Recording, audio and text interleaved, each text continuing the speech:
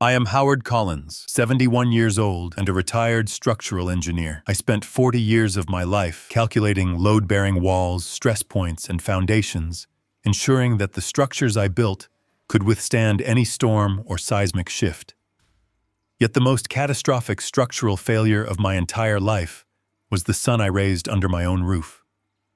I pulled into my driveway on a Tuesday afternoon and found my wife of 40 years, Diane, standing at our wrought iron gate. She was trembling, crying silently, and holding a single leather overnight bag. My own son Colin had just told her that the house belonged to him now, and that she needed to leave the premises immediately. I did not scream. I did not drop to my knees. I simply walked up to my wife, picked up her bag, and walked her right back inside the house. Then I initiated a sequence of events that would systematically dismantle his entire world. Before I tell you exactly how I destroyed the empire my son thought he stole, let me know which city and state you are watching from in the comments below. Hit the like button and subscribe right now if you believe that betraying your own family should come with devastating, irreversible consequences. The collapse did not happen overnight. It was a slow, agonizing erosion of boundaries that began 2 years prior. We had made the fatal mistake of allowing Colin and his new wife Brooke to move into the newly remodeled master suite of our home. Colin was 34, an arrogant tech entrepreneur who claimed he needed a temporary place to stay so he could save capital for his software startup. I wanted to be supportive. I had already liquidated a substantial portion of my hard-earned retirement portfolio to fund his initial seed round. I wrote him a check for $150,000, believing I was providing a launching pad for my only child. In reality, I was funding the very parasites that would try to bleed me dry. They treated our 4,000-square-foot home like a complimentary luxury hotel where the management could be openly despised. The disrespect was a daily suffocating presence. Brooke would sleep until noon, walk into the kitchen my wife had meticulously cleaned, and leave her expensive takeout containers scattered across the granite countertops. She would openly complain about the brand of coffee Diane purchased, asking why we insisted on drinking cheap garbage when we clearly had the money for imported beans. Colin was worse. He parked his heavily leased luxury sports car diagonally across the driveway, forcing me to park my truck on the street in the snow. Whenever Diane asked them to turn down their music late at night, Colin would roll his eyes and tell his mother to take a sleeping pill. I watched my sweet, gentle wife shrink inside her own home. I watched her tiptoe down her own hallways so she would not disturb Brooke's mid-afternoon naps. You might wonder why a man who spent his life directing massive construction crews allowed this to happen. It was guilt. During Colin's childhood, I was a workaholic.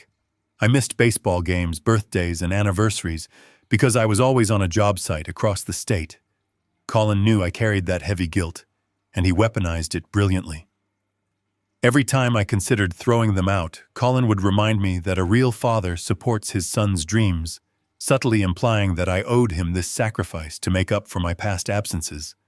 So I swallowed my pride, paid their utility bills, bought their groceries, and allowed the rot to spread through our foundation. The day the structure finally gave way started in a sterile, brightly lit medical clinic. I had a routine appointment with my cardiologist downtown. I am in good shape for 71, but a lifetime of high stress and black coffee had left me with a mild heart arrhythmia that required monitoring. I sat on the cold examination table while the doctor listened to my chest, completely unaware that while I was having my pulse checked, my son was executing a hostile takeover of my life. The doctor told me my blood pressure was slightly elevated. He told me I needed to avoid unnecessary stress, relax, and enjoy my retirement. I thanked him, put my jacket back on, and drove the 45 minutes back to the suburbs, completely ignorant of the ambush waiting for me. That 45-minute window was all Colin needed to strike. When I turned onto our quiet, tree-lined street, I saw Diane standing by the front gate. The sight of her holding that single leather bag in the freezing wind made the blood freeze in my veins. I parked the truck and hurried toward her. She could barely speak through her tears. She pointed toward the porch. Colin was standing on the top step, He was not wearing a coat. He looked completely relaxed, holding a thick stack of manila folders in his right hand. He was smirking. Brooke stood behind him in the doorway, sipping sparkling water, looking at my wife with absolute contempt. I asked Colin what he thought he was doing. I demanded to know why his mother was crying in the cold. Colin walked slowly down the steps. He held out the papers. He told me he was simply exercising his legal rights as the property owner. He looked me dead in the eye and said the house belonged to him now. I told him he was out of his mind. I reminded him that my name was on the deed that I had paid off the mortgage a decade ago. That is when Colin delivered the fatal blow. He reminded me of the paperwork I had signed 6 months ago. At the time, Colin had come to me in a panic, claiming his startup was facing a massive tax liability. He begged me to sign a series of documents that he described as a temporary tax shelter, a way to legally shield my assets while helping him secure a crucial business loan. I had trusted my son. I had signed where the yellow sticky notes told me to sign without hiring my own lawyer to review the massive stack of legal jargon. Colin casually informed me that those documents were not a tax shelter. It was a legally binding quitclaim deed. I had unknowingly signed over the entire legal ownership of my property to a private limited liability company controlled entirely by Colin and Brooke. He stood in my driveway, the driveway I had poured with my own hands, and told me that he was officially evicting us. He said I was an old man who did not understand modern business. He claimed I was holding him back, that this house was wasted on 2 elderly people who just sat around doing nothing. He said he was being generous by giving us 24 hours to pack our personal belongings and vacate the premises. Brooke laughed from the porch, adding that we should probably look into a cheap retirement home. The rage that flared inside me was hot enough to melt steel. Every instinct I had urged me to grab my son by the collar of his expensive shirt and throw him off my property. I wanted to tear the papers from his hands, but my engineering mind took over. Anger is a useless emotion when a building is collapsing. You do not yell at the crumbling concrete. You assess the structural damage, secure the survivors, and prepare the demolition. I looked at Colin. I did not give him the satisfaction of seeing me lose my temper. I did not argue the legality of the documents in the driveway. I turned my back on him. I put my arm around Diane, picked up her suitcase, and walked straight past my son and his vicious wife. Colin yelled after me, warning me that if I damaged any of his property inside, he would have me arrested for vandalism. I ignored him. I walked Diane through the front door, down the hall, and into the guest bedroom, where we had been forced to sleep for 2 years. I closed the heavy solid wood door and locked it. I guided Diane to the edge of the bed and told her to breathe. I promised her with a voice as calm and cold as a winter night that everything was going to be handled. I walked over to the small floor safe hidden in the back of the closet. I spun the dial, opened the heavy steel door, and began cataloging our remaining physical assets.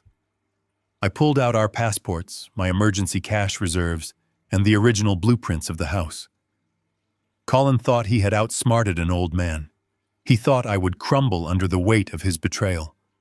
He had no idea that he had just declared war on a man who knew exactly how to tear down a foundation until there was nothing left but dust. I stood in the center of the guest bedroom and listened to the heavy footsteps of my son moving across the hardwood floors above me. He was pacing the master suite that I had built for my wife, and he was likely celebrating his perceived victory. I blocked out the sound. In engineering, when a structure is compromised, you do not waste time lamenting the cracks in the drywall.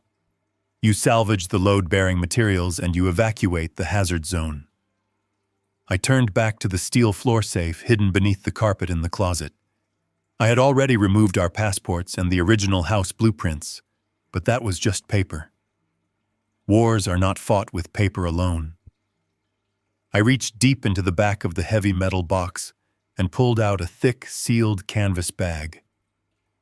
For 30 years, I had quietly skimmed a portion of my annual bonuses and stored them here in pure cash. It was my emergency disaster fund, a habit I developed after seeing too many good men ruined by sudden economic downturns. I broke the seal and quickly counted the bundles of crisp $100 bills. There was exactly $40,000 in untraceable currency. Colin had access to my primary checking accounts, and he knew my pension schedule, but he had no idea this cash existed. This was my leverage. I placed the bundles into a plain leather duffel bag. I added my vintage gold watch Diane grandmother wedding ring and the backup hard drive containing my encrypted financial records.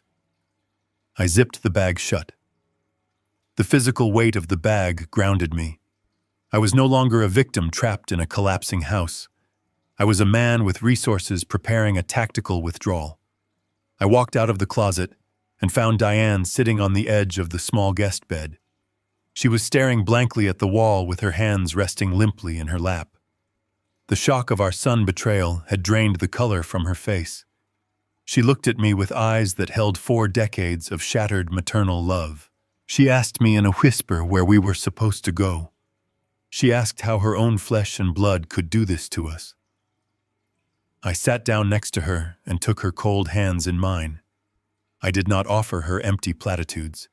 I did not tell her that Colin would magically come to his senses. I looked her in the eyes and told her that we were leaving the battlefield. I told her that the boy upstairs was no longer our son, but a structural hazard that needed to be isolated. I stood up and pulled 2 medium-sized suitcases from under the bed. I told Diane to pack only the essentials. I told her to leave behind the fancy dresses, the heavy winter coats, and anything that tied her to the memories of this house. We were not packing for a vacation. We were packing for a siege. I watched my wife slowly stand up and move toward the dresser. Every movement she made was heavy with grief. She folded her modest sweaters, her comfortable shoes, and her daily medications. I packed my own bag with the same ruthless efficiency. 3 pairs of trousers, a half-dozen shirts, and my shaving kit.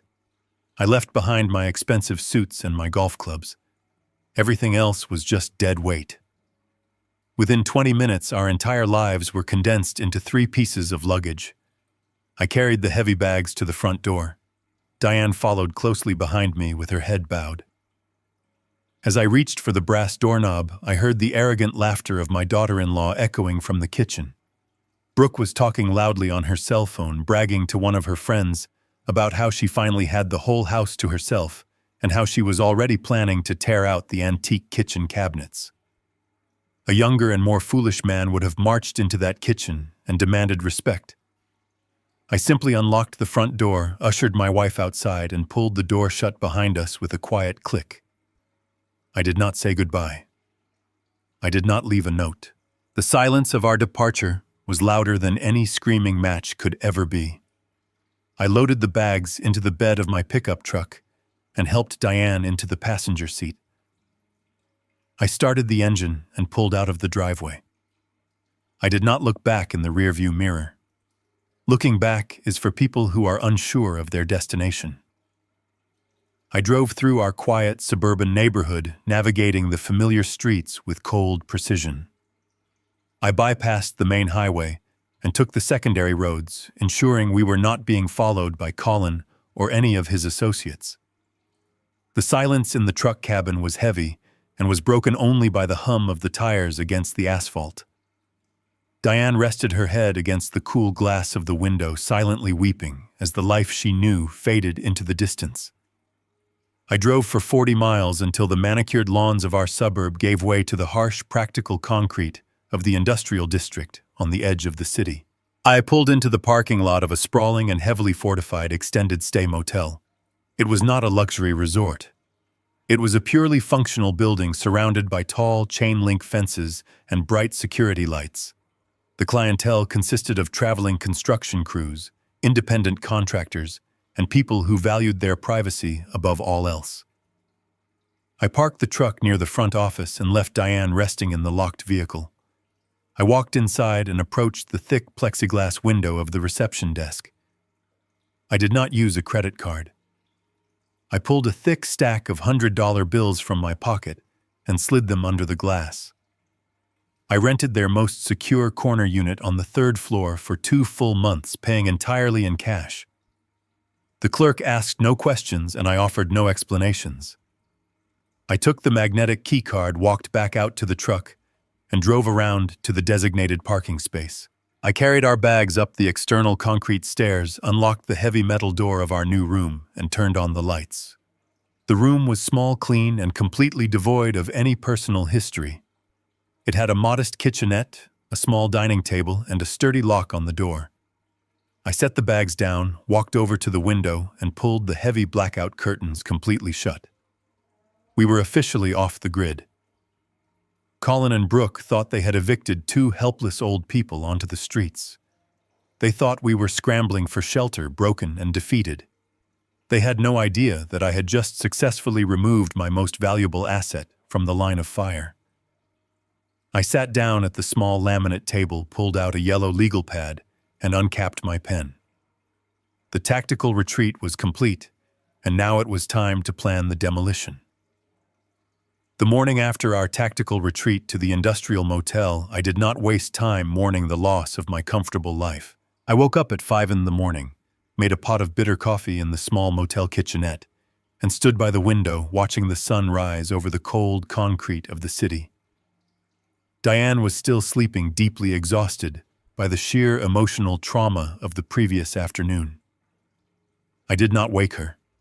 I left a short, reassuring note on the laminate nightstand, took my heavy leather duffel bag, and walked quietly down the exterior metal stairs to my truck. I merged onto the highway and drove straight into the towering glass and steel canyons of the downtown financial district. I parked in a subterranean garage beneath a sleek corporate skyscraper and took the private express elevator to the 42nd floor. I was not there to visit a friendly neighborhood family lawyer who specialized in soft mediation, tearful reconciliations, and emotional compromises. I had no interest in negotiating with a parasite. I was there to see a man who specialized in complete, absolute financial annihilation. Gavin Pierce was a forensic litigator. He was a corporate assassin wrapped in a custom-tailored charcoal suit. We had met 2 decades ago when I was the lead structural engineer on a massive commercial development project on the south side of the city. The general contractor on that specific project had been quietly cutting corners, using substandard load-bearing steel and falsifying the daily inspection reports to save money. When I discovered the dangerous structural flaws, I completely refused to sign off on the project. The contractor threatened to ruin my professional reputation and promised to tie me up in endless crippling litigation. That was exactly when the development firm brought in Gavin. I watched Gavin systematically and ruthlessly dismantle that contractor's entire life. Gavin did not just win the lawsuit. He unearthed a decade of the man-hidden tax fraud shell companies and illegal offshore accounts, ensuring the corrupt contractor never worked in the construction industry again, and ultimately faced a federal judge. Gavin was clinical, entirely devoid of sentimentality, and operated with a terrifying precision. He was exactly the kind of weapon I needed to aim at my own son. The receptionist led me through a set of heavy frosted glass doors and into a sprawling corner office overlooking the sprawling city skyline. Gavin was standing behind a massive desk carved from solid black marble. He had aged since I last saw him, with sharp lines around his mouth and silver at his temples, but his dark eyes were just as predatory and unyielding as I remembered. He did not offer a warm embrace. He did not ask how I was enjoying my golden years of retirement. He simply gestured to a high-backed leather chair opposite his desk and sat down across from me. I sat down, placing the heavy leather duffel bag by my feet. I reached inside, pulled out the thick manila folder containing the county property records, and placed it squarely in the center of his immaculate desk. I looked him dead in the eye and told him I needed him to initiate a controlled demolition. I explained the situation without a single tremor in my voice. I stripped away all the emotional betrayal, all the heartbreak of a father losing a child, and presented him with only the cold, hard, structural facts of the transaction. I told him that 24 hours ago, my son Colin had successfully evicted me from the home I built, claiming absolute legal ownership of the property. I explained the specific documents Colin had presented to me 6 months prior. I told Gavin how my son had come to me sweating and panicked, claiming his new software startup was facing a massive catastrophic tax liability that could result in federal seizures. Colin had begged me to sign a series of dense documents that he enthusiastically described as a temporary legal tax shelter. He swore it was a standard mechanism designed only to temporarily shield my personal assets from his business liability, while simultaneously helping him secure a crucial commercial bridging loan. I admitted to Gavin that I had trusted my flesh and blood. I had signed exactly where the little yellow sticky notes told me to sign, without hiring outside legal counsel to review the massive stack of dense legal jargon. Gavin did not show an ounce of pity. Pity is useless in a war room. He simply nodded, opened the manila folder, put on a pair of wire-rimmed reading glasses, and began to silently scrutinize the documents I had pulled from the municipal records office.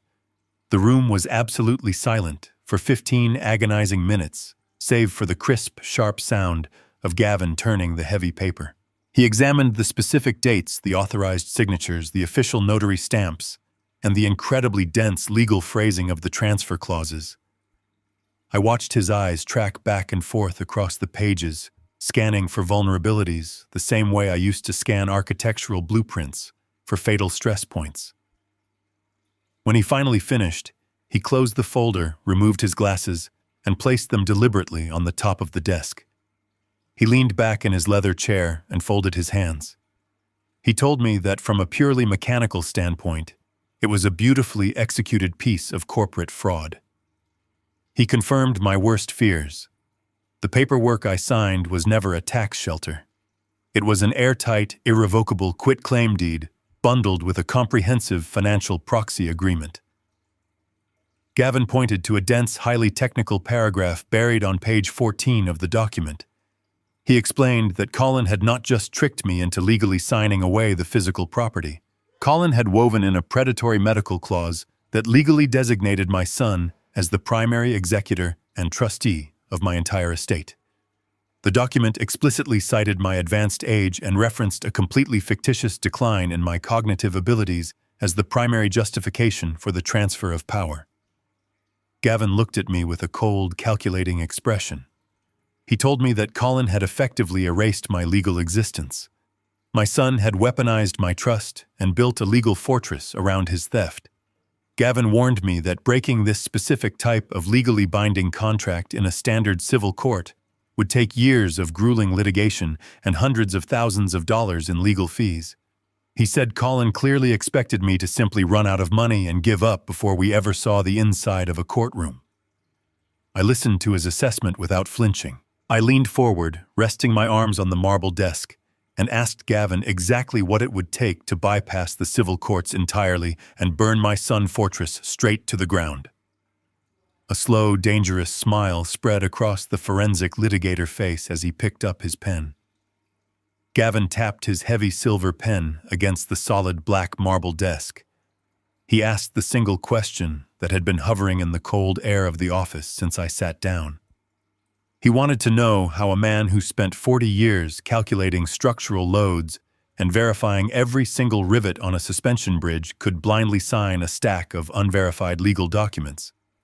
He leaned forward and told me that the Howard Collins he knew would have demanded a magnifying glass and 3 independent legal reviews before signing a receipt for a cup of coffee. He asked me what critical blind spot my son had exploited to completely bypass my standard operating procedures. I looked out the massive floor-to-ceiling windows of the corner office. I watched the tiny cars moving through the city streets far below us. I had literally helped build the skyline we were looking at. I told Gavin that the blind spot was not a lack of intelligence, but a profound structural defect in my own conscience. I explained that when Colin was growing up, I was rarely home. I was managing massive commercial developments in 3 different states. I left the house before the sun came up, and I returned long after my son had gone to sleep. I told Gavin about the time I missed my son's 10th birthday because a concrete pour on a high-rise foundation had gone catastrophically wrong, and required my immediate presence for 48 straight hours. I remembered returning home 2 days later to find a stale piece of birthday cake in the refrigerator and a profound, crushing silence in my house. I explained to the forensic litigator that my wife Diane had practically raised our son as a single mother. I provided the money, the private school tuition, the expensive summer camps, but I never provided my actual physical presence. I thought I was building an empire for my family, but I was actually building a massive reservoir of guilt. Colin grew up knowing exactly how heavy that guilt was. He learned to read my regrets the same way I learned to read complex architectural blueprints.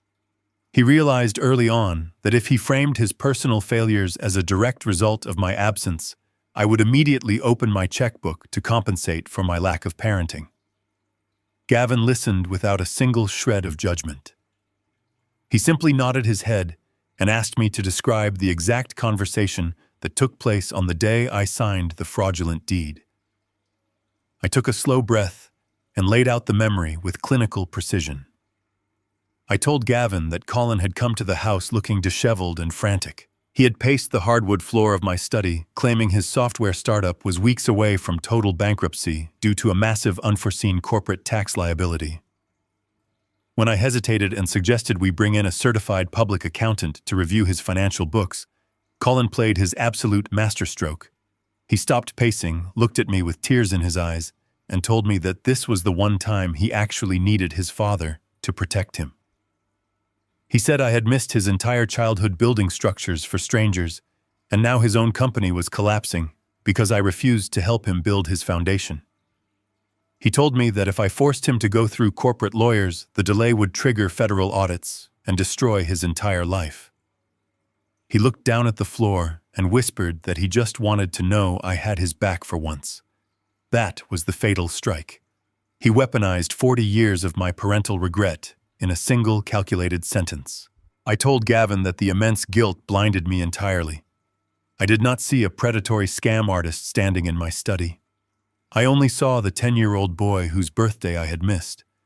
So I picked up the pen and I signed every single page he put in front of me, believing I was finally being the protective father he always wanted. I signed away the physical roof over my head to buy forgiveness for my past sins. Gavin stopped tapping his pen. He wrote down a single line on his legal pad and told me that guilt is the most expensive emotion a man can harbor. He stated that Colin had executed a psychological con job that was as brilliant as it was repulsive. But Gavin did not dwell on the tragedy of the situation. He looked back down at the property transfer documents and adjusted his wire-rimmed glasses. He told me that understanding the psychological manipulation was only the first step. The real problem, he explained, was what my son had actually done with the property after I signed away the deed. Gavin slid a secondary thick folder across the marble desk. He told me that Colin was not acting alone, and that my house was now the center of a much larger financial conspiracy. Gavin Pierce did not stop his relentless assault with the forged property transfer documents. He reached into his leather briefcase and slid a second incredibly thick manila folder across the heavy black marble desk. This second folder was noticeably heavier than the first one. Gavin looked at me with cold, calculating eyes and told me that forensic accounting is very much like pulling a single loose thread on a poorly tailored suit. Once you start pulling that thread, the entire fabric unravels rapidly to reveal the ugly and compromised stitching hidden underneath the surface. He explained in a calm and methodical voice that when he first saw the specific name of the limited liability company listed on the fraudulent quitclaim deed, he immediately ran a deep background trace through his expensive proprietary corporate databases. Colin and my daughter-in-law, Brooke, had formally named the holding company Apex Summit Holdings. To an outside observer, it sounded exactly like a standard aggressive technology startup name. It was the kind of name my son would invent to stroke his own massive ego. But Gavin told me that Apex Summit Holdings was absolutely not a technology company, and it certainly was not controlled by my son. Gavin opened the heavy folder and spread out a series of incredibly complex corporate flowcharts across the marble surface. He pointed his silver pen to the very bottom of the page where the name of my son was listed. My son, the supposedly brilliant entrepreneur, who always bragged loudly about his massive seed rounds and exclusive venture capital meetings, was listed as a minor subservient partner with a mere 10% equity stake in the company. Brooke held another 10% stake. Gavin looked directly at me and asked if I was fully prepared to see exactly who held the remaining 80% controlling interest in the house I had painstakingly built with my own hands. Gavin reached into the folder and placed a glossy high-resolution photograph directly in the center of the desk. It was a picture of a broad-shouldered man wearing a sharply tailored suit and shaking hands with the city mayor at a recent charity gala. I recognized the man in the photograph immediately. His name was Gordon Sullivan. He was the father of my daughter-in-law, Brooke. Gordon was widely known as one of the most ruthless and predatory commercial real estate developers in the entire state. He was a man deeply notorious for aggressively buying up distressed residential properties, bulldozing historic family neighborhoods, and erecting massive soulless luxury condominiums in their place. Gordon was a man who literally measured his personal worth in poured concrete and hostile corporate takeovers.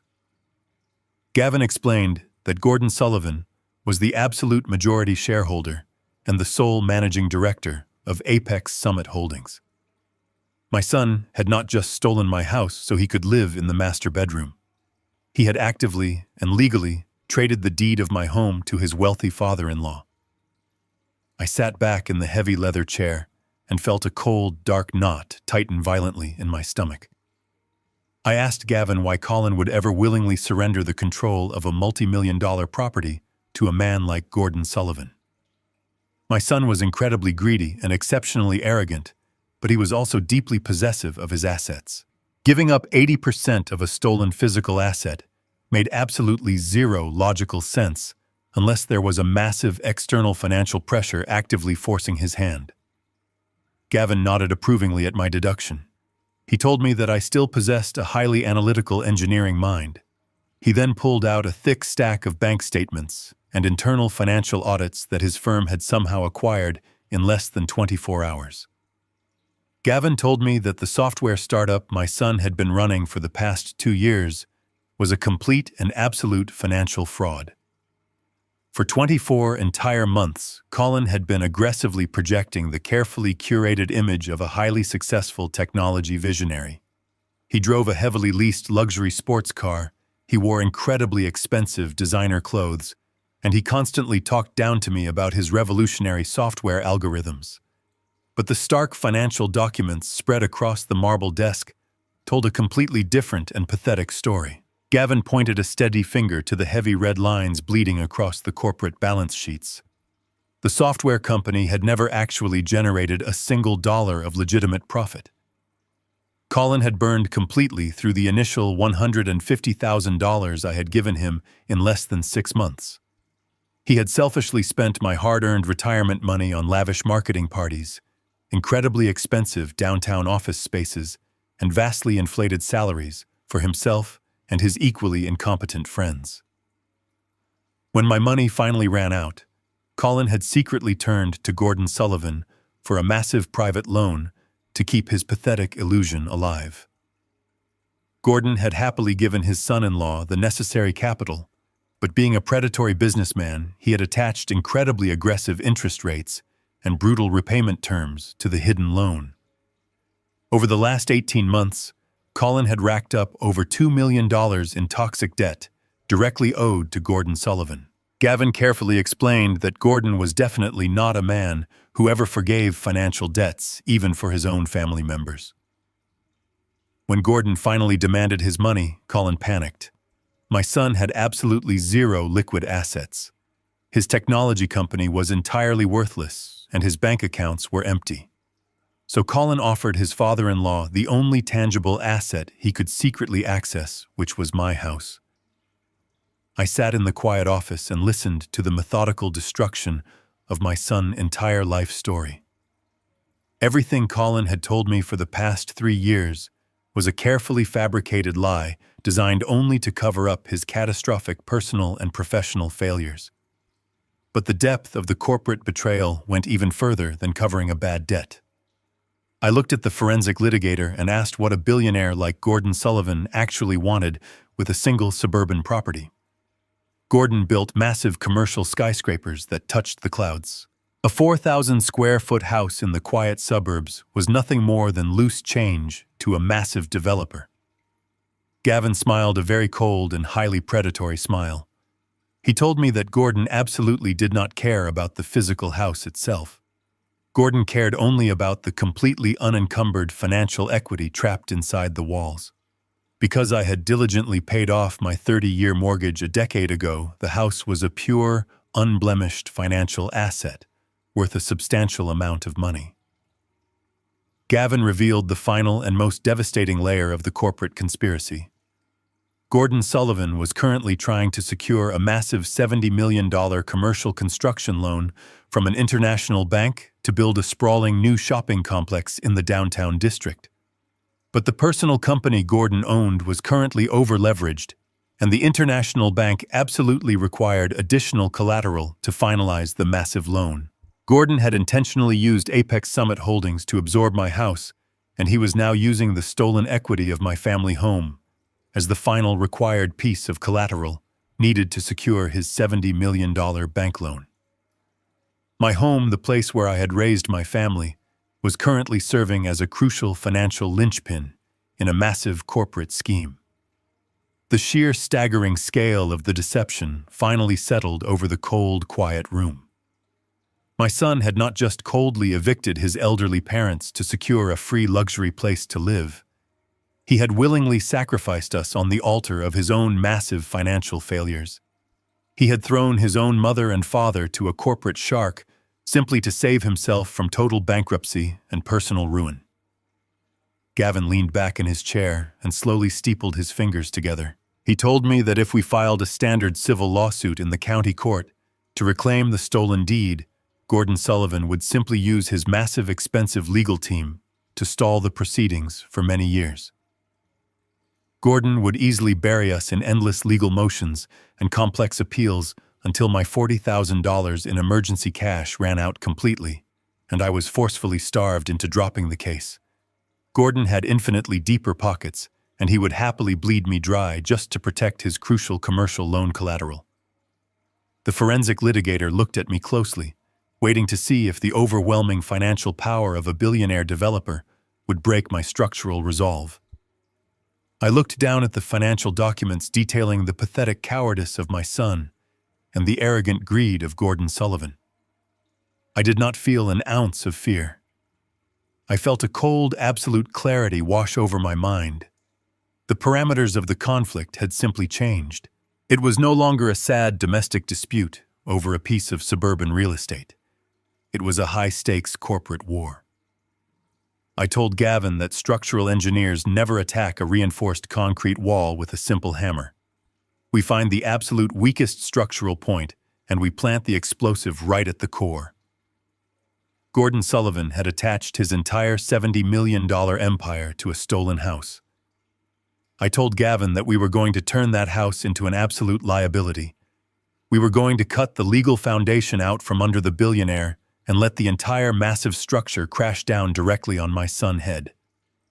I left the towering glass skyscraper of the financial district and drove back to the industrial outskirts of the city where I had hidden my wife.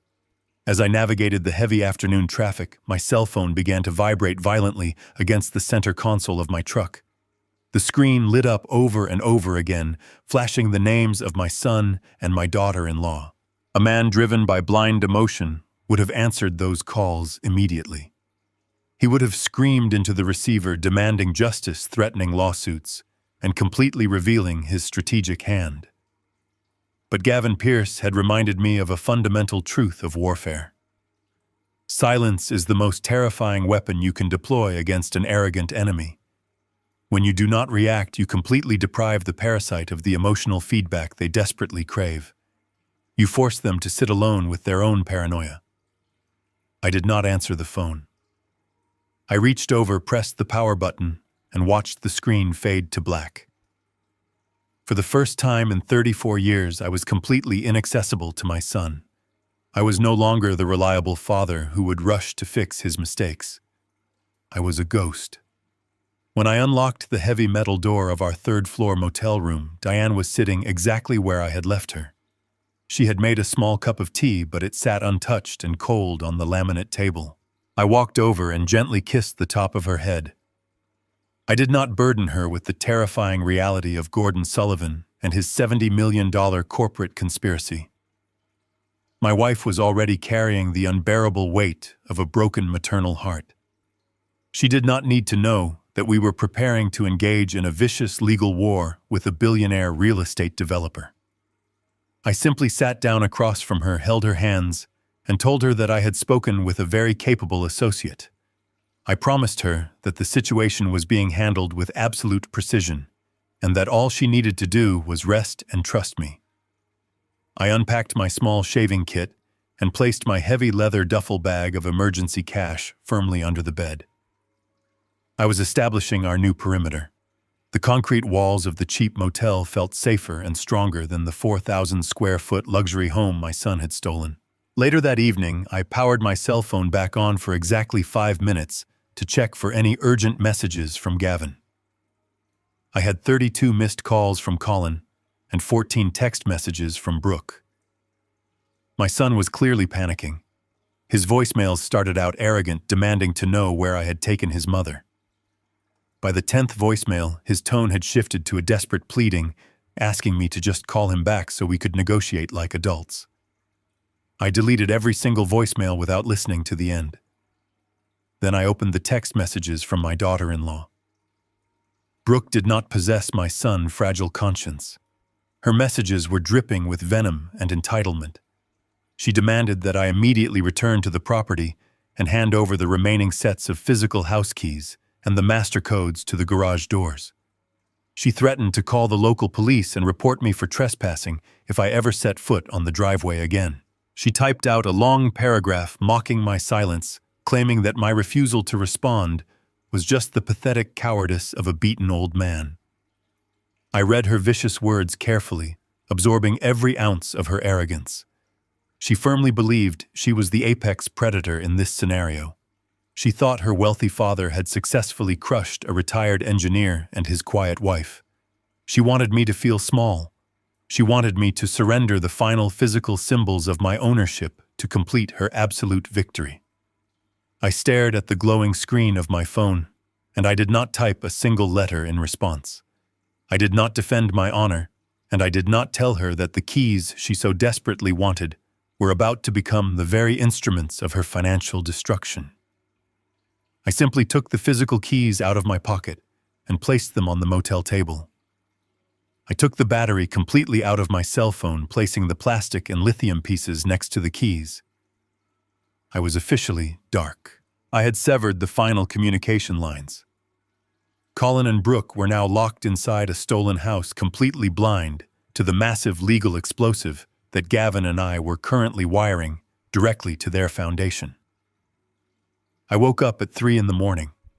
The cheap digital clock on the motel nightstand glowed a harsh red in the absolute darkness. Diane was breathing softly beside me, her face lined with the deep exhaustion of betrayal. The 24-hour eviction window my son had so graciously granted me was rapidly closing. Brooke had aggressively demanded the final sets of house keys via text message, but I still legally possessed them until noon. I quietly slipped out of the stiff motel bed, dressed entirely in dark clothing, and picked up my heavy leather bag. I drove through the empty industrial district and navigated back toward the wealthy manicured suburbs. The roads were completely deserted, covered in a thick layer of early morning fog. I was returning to the scene of the crime not to surrender my dignity, but to gather the raw digital materials required for absolute destruction. I parked my truck 3 streets away from my own property to ensure the engine noise would not wake the neighborhood. I walked through the damp morning grass, avoiding the bright pools of light cast by the street lamps. When I finally reached my own driveway, I saw Colin's expensive leased sports car parked carelessly across the concrete exactly where my truck used to sit. The massive 4,000-square-foot house was completely dark and silent. They were fast asleep in the master suite, entirely confident in their stolen empire. I pulled my original brass key from my pocket. I did not use the electronic keypad on the garage door, because I knew Colin had connected it to a smart home system that would instantly send a notification directly to his phone. I walked around to the side of the house and manually unlocked the heavy door that led directly into the utility mudroom. I turned the brass handle with the agonizing slowness of a man defusing a live explosive. The door swung open silently. I was standing inside the home I had paid for, but I moved with the cold, calculating precision of a hostile intruder. I did not go upstairs. I did not walk into the custom kitchen or the spacious living room where we used to celebrate holidays. I moved straight toward the heavy solid wood door that led down to the basement.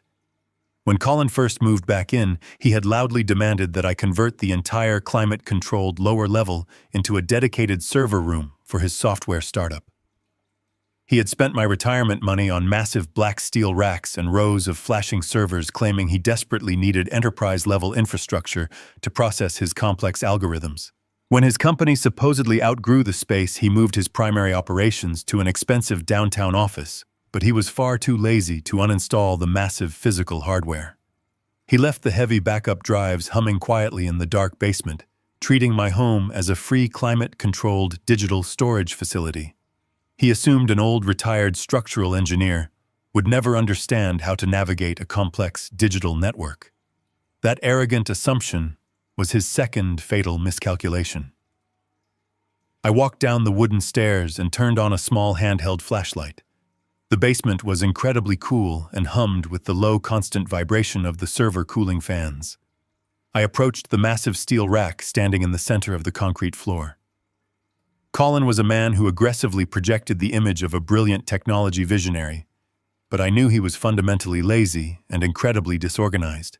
The back of the server rack was a chaotic mess of tangled wires and poorly managed cables.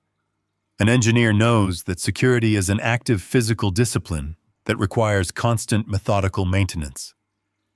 Colin relied entirely on complex software firewalls to protect his data from external remote attacks, but he completely ignored his physical hardware vulnerabilities. I walked right past his expensive digital firewalls and stood directly in front of the physical machine. I reached into my bag and pulled out a heavy-duty encrypted solid-state drive and a specialized bridging cable I had purchased from a commercial electronics supply store years ago. I plugged my encrypted drive directly into the primary administrative port on the back of the main server chassis. I opened a small portable laptop I had brought with me and connected it to the array. Colin had secured his remote cloud networks with biometric locks and dual-factor authentication, but he had left the physical local backup console entirely unlocked and running on a default administrative profile. It was the exact digital equivalent of installing a massive titanium bank vault door, but leaving the back window completely wide open. I typed in a few basic command prompts that I had learned while managing massive municipal infrastructure networks during my engineering career. The screen flickered a dull green and instantly gave me total unrestricted access to his entire raw data directory. I did not search for specific files. I did not waste time reading individual documents or looking for specific financial spreadsheets. I initiated a complete sector-by-sector clone of the entire server architecture. The progress bar appeared on my small laptop screen, estimating a total transfer time of 45 minutes. That was 45 agonizing minutes of standing in a dark basement, while the ruthless parasites slept directly above my head. I turned off my small flashlight and waited in the absolute dark. The only source of light in the entire room was the slow, methodical blinking of the server transfer lights, casting faint green shadows against the concrete walls. I listened to the quiet, familiar settling of the house foundation. As the man who oversaw the renovations, I knew exactly how weight was distributed across the floor joists. I stood perfectly still, regulating my breathing. Every single minute felt like an hour. I thought about the sheer arrogance of my son sleeping comfortably in the bed my wife had purchased while actively plotting to leave us homeless. That thought extinguished any lingering parental hesitation I might have harbored. At exactly 4:15 in the morning, the silence of the house was broken. I heard the heavy, distinct footsteps of my son walking across the hardwood floor of the master bedroom right above me. He was awake. He walked down the upstairs hallway and stopped directly above the basement stairs. My heart beat heavily against my ribs, but my physical posture remained perfectly steady. I watched the digital progress bar hit 82%. The floorboard directly above my head gave a sharp, familiar squeak. I knew that specific floorboard because I had driven the nails into it myself. If Colin decided to come down to the basement to check the server equipment or grab something from storage, I would be caught red-handed accessing his proprietary corporate data. He could easily call the police and have me arrested for corporate espionage before the sun even came up. The footsteps paused. I heard the faint sound of a water glass being filled from the kitchen sink. The old copper pipes groaned slightly in the walls. He had simply woken up to get a drink of water. I stood frozen in this dark basement, tracking his movements by the sound of his heavy steps. The footsteps turned around and retreated back down the long hallway until the heavy master bedroom door finally clicked shut. He was completely oblivious to the massive security breach happening right under his feet. The digital transfer steadily climbed past 90%. I watched the blinking green lights with the cold anticipation of a predator watching a trap snap shut. The progress bar reached 100%. A small prompt confirmed that 2 entire terabytes of deeply hidden corporate data and financial records had been successfully cloned onto my encrypted drive. I cleanly disconnected the cables from the back of the server. I closed the portable laptop and placed the heavy solid-state drive deep into the protective pocket of my leather bag. I had just extracted the raw, unedited financial truth of Apex Summit Holdings right out from under his nose. I left the basement exactly as I had found it. I carefully wiped the thin layer of dust on the server chassis, where my hand had temporarily rested, ensuring there was absolutely no physical evidence of my presence. I walked back up the wooden stairs and locked the basement door behind me. I stepped back out into the cold, damp morning air through the utility door, making sure the heavy deadbolt engaged silently. I walked the 3 blocks back to my truck, blending effortlessly into the deep shadows of the large oak trees lining the street. The sun was just beginning to break over the eastern horizon, casting a pale gray light across the wealthy neighborhood I was leaving behind forever. I unlocked my truck, started the engine, and drove smoothly away from the property. Later that afternoon, Brooke could have her physical brass keys. Colin could maintain the hollow, empty shell of the 4,000-square-foot house.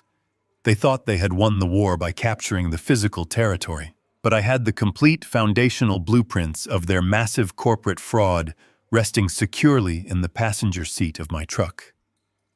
The raw materials for their destruction were gathered. The silent investigation was officially underway, and the structural analysis of their lies was about to begin. I returned to the industrial motel just as the morning sun began to cast long gray shadows across the cracked pavement of the parking lot. Diane was finally awake, sitting quietly at the small laminate table and staring into a cup of black coffee. I kissed her forehead, told her that the preliminary scouting was complete, and asked for a few hours of absolute uninterrupted silence. I sat down opposite her, opened my laptop, and connected the heavy solid-state drive I had just extracted from our stolen basement. I am a man who spent his entire life studying the complex anatomy of structural failures. When a massive concrete bridge collapses, you do not waste time examining the decorative paint on the guardrails. You dig straight down into the shattered foundation to find the exact microscopic stress fracture that triggered the total destruction. I applied that exact same rigorous engineering discipline to the 2 terabytes of raw, unedited data my son had carelessly left unprotected. I bypassed the superficial folders containing his flashy marketing materials, his hollow corporate mission statements, and his heavily fabricated profit projections. I was looking for the absolute bedrock of his financial architecture. I spent the first 2 hours methodically tracing the complex flow of money from his initial corporate launch to the exact moment he desperately traded our home to his billionaire father-in-law, Gordon Sullivan. I knew that Colin had completely burned through the $150,000 of my retirement money in his first 6 months. I also knew from Gavin that the massive toxic debt to Gordon Sullivan did not begin until Colin was nearly 2 years into his fraudulent venture.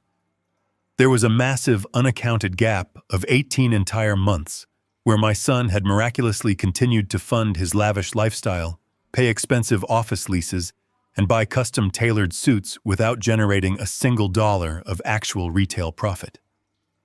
I needed to know exactly whose money he was burning during that dark period. I wrote complex search queries utilizing my knowledge of hidden digital directories. I bypassed his standard accounting software and dug deep into the archived raw communication logs. At exactly 9 in the morning, I finally hit the bedrock. I found a deeply encrypted subfolder buried inside an obsolete system directory titled Secondary Capital Acquisitions. I broke the basic encryption and opened the primary folder. The screen instantly filled with hundreds of highly official government documents, federal tax identification numbers, and complex institutional wire transfer receipts. My son had not been pitching his useless software to private venture capitalists on the West Coast, like he constantly bragged about at family dinners. He had been actively targeting massive federal innovation grants managed directly by the United States Department of Housing and Urban Development. I opened the master application file for a specific federal grant titled Advanced Predictive Algorithms for Commercial Infrastructure Stability. The sheer audacity of the document took my breath away. Colin had aggressively pitched his completely fraudulent software company as a revolutionary engineering firm that could successfully predict catastrophic structural failures in massive commercial high-rises before they ever occurred. He was asking the federal government for a taxpayer-funded grant of $850,000 to further develop his non-existent technology. But I knew exactly how the federal government operated. I had worked on massive municipal government contracts for 4 decades. The federal government absolutely does not wire $850,000 to a 34-year-old arrogant kid with a liberal arts degree and zero practical construction experience. They mandate absolute strict oversight. They require a fully licensed, bonded, and highly experienced veteran structural engineer to sign the official grant application, acting as the primary guarantor and the chief technical director of the proposed project. A terrible cold realization washed over me. My hands hovered perfectly still over the keyboard. I slowly scrolled down to page 42 of the massive federal application. I stared at the glowing laptop screen and felt a deep, sickening twist in my gut that had absolutely nothing to do with money or real estate. Printed clearly under the title of Chief Technical Officer and Primary Project Guarantor was my own name. Howard Collins. Right below my printed name was a high-resolution scanned image of my official state engineering seal. That specific brass seal was not just a piece of metal to me. It was the absolute culmination of 40 years of grueling physical labor studying complex mathematics and standing on freezing steel beams hundreds of feet in the air. That seal meant that when I approved a building, people would not die when the wind blew or the earth shook. It was my honor, my legacy, and my absolute professional soul. Directly below the forged image of my sacred engineering seal was my personal signature. It was a flawless digital forgery. Colin had taken an old birthday card or a forgotten holiday letter, scanned my signature, copied the exact weight of my pen stroke, and pasted it directly onto a legally binding federal document. He had completely prostituted my pristine 40-year professional reputation to steal $850,000 from the United States government. He used my name, my honor, and my lifetime of hard work to illegally finance his leased luxury sports cars, his expensive downtown dinners, and the massive fake empire he used to impress his vicious wife. The betrayal instantly transcended the loss of a suburban home. This was no longer a tragic civil dispute over a piece of residential real estate. My son had committed severe aggravated identity theft and massive federal wire fraud. He had actively defrauded the federal government by illegally leveraging my professional engineering license. If his pathetic software company had ever been randomly audited by a federal inspector, or if his fake technology had somehow been implemented and failed, I would have been the one held entirely responsible. The federal investigators would not have gone after the arrogant kid in the custom suit. They would have come straight for the chief technical officer listed on the forged documents. I would have been completely stripped of my engineering license. My hard-earned pension would have been permanently frozen and seized to pay federal restitution. I would have spent the last fragile years of my life rotting inside a federal prison, entirely disgraced and ruined. My own flesh and blood had deliberately positioned me as the ultimate sacrificial lamb to protect his own pathetic ego. I sat back in the cheap motel chair and stared at the forged signature. I did not feel sorrow. I did not feel the agonizing heartbreak I had felt yesterday when I found my wife crying at the front gate. Every single drop of parental affection I had ever harbored for the boy evaporated into the cold air of the motel room, leaving behind nothing but a profound and absolute terrifying clarity. Colin thought he was a brilliant predator who had successfully outsmarted an obsolete old man. He failed to realize that by forging my name on those specific federal documents, he had accidentally handed me the absolute keys to his total annihilation. The entire strategic landscape shifted instantly. Gavin Pierce had previously warned me that Gordon Sullivan, the billionaire real estate developer, could easily use his massive legal wealth to stall a standard civil lawsuit for years until I simply ran out of emergency cash. Gordon was banking entirely on the fact that civil courts were incredibly slow and largely favored the party with the deepest pockets. But the federal government does not play by civil court rules. The Federal Bureau of Investigation does not care how many expensive corporate lawyers a local real estate developer keeps on his payroll.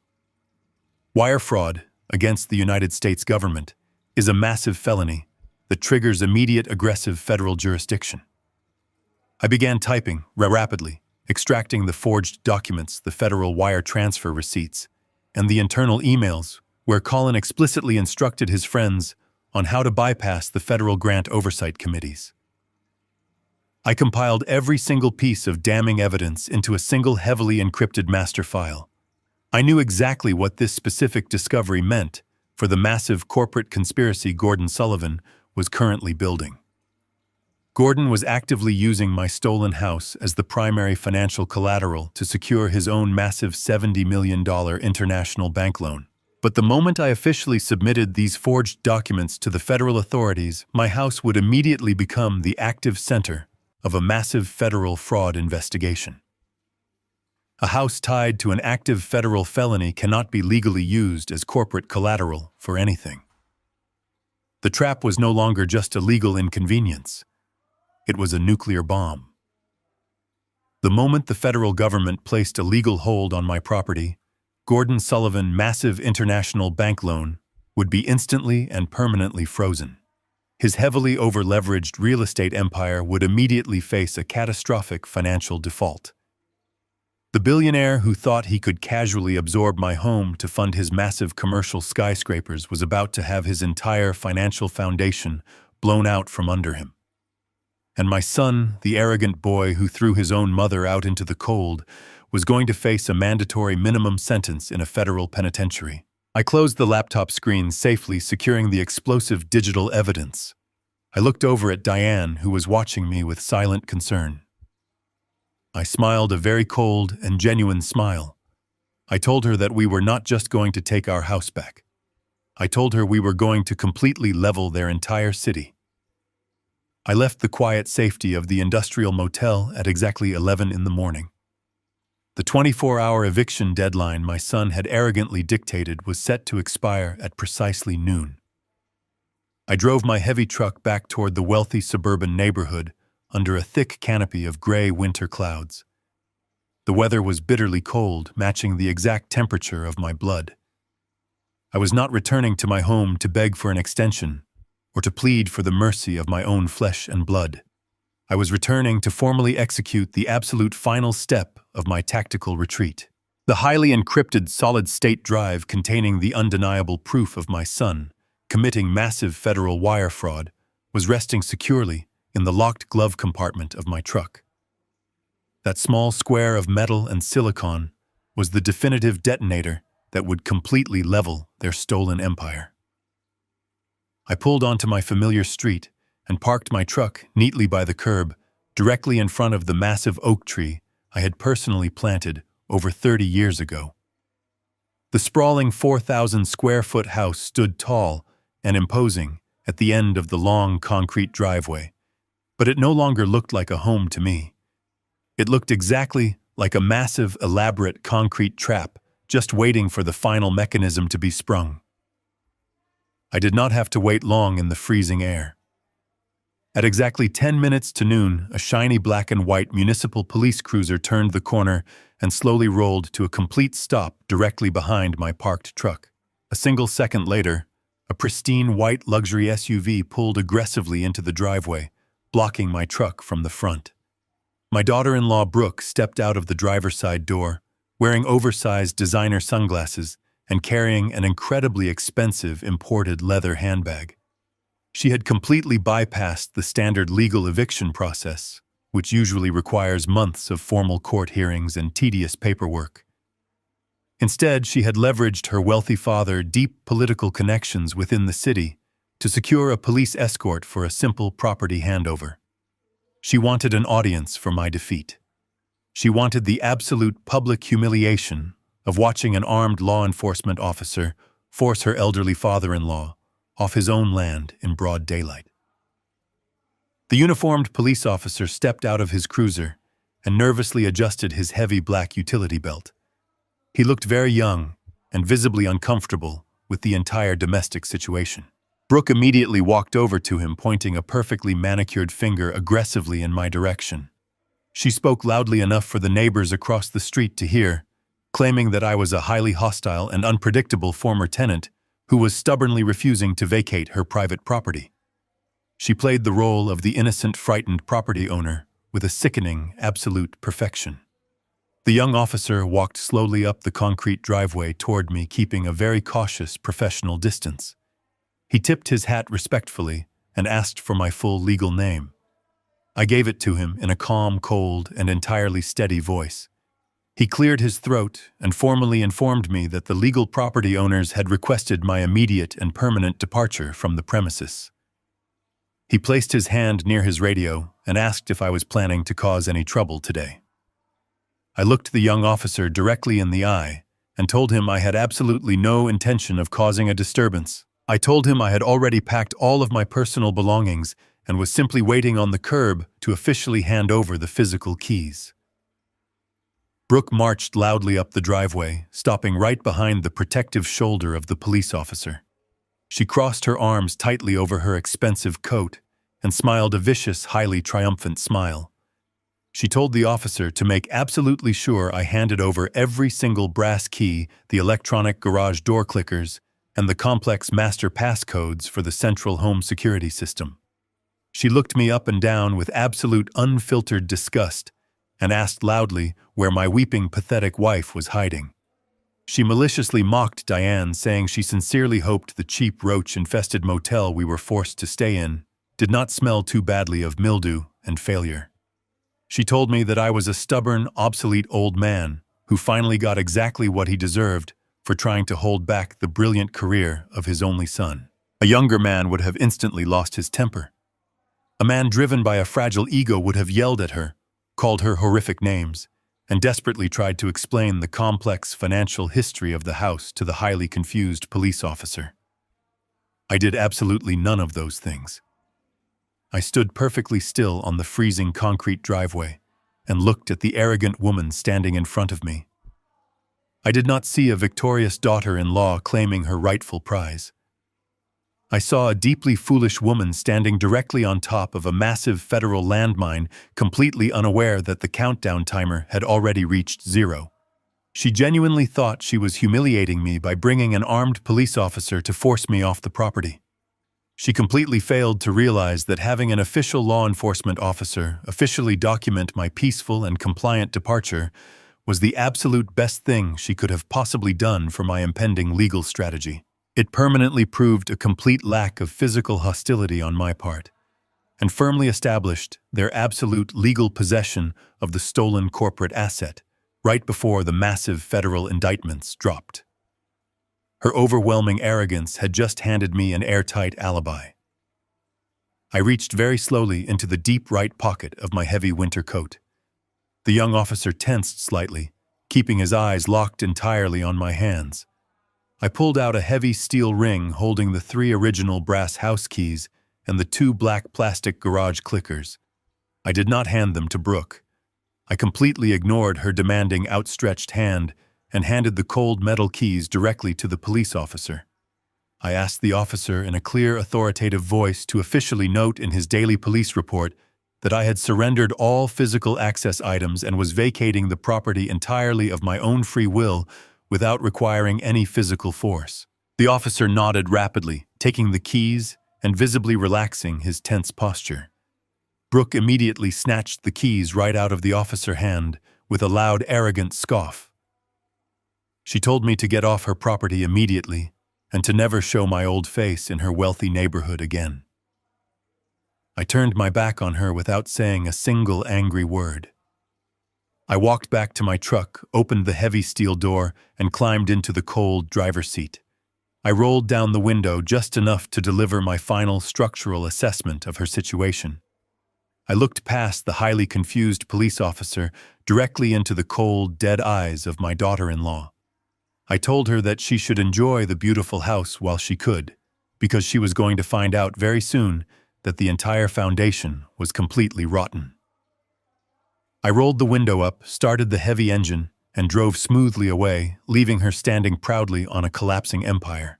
2 weeks after the young police officer escorted me off my own driveway, the stolen empire reached its absolute peak of unearned arrogance.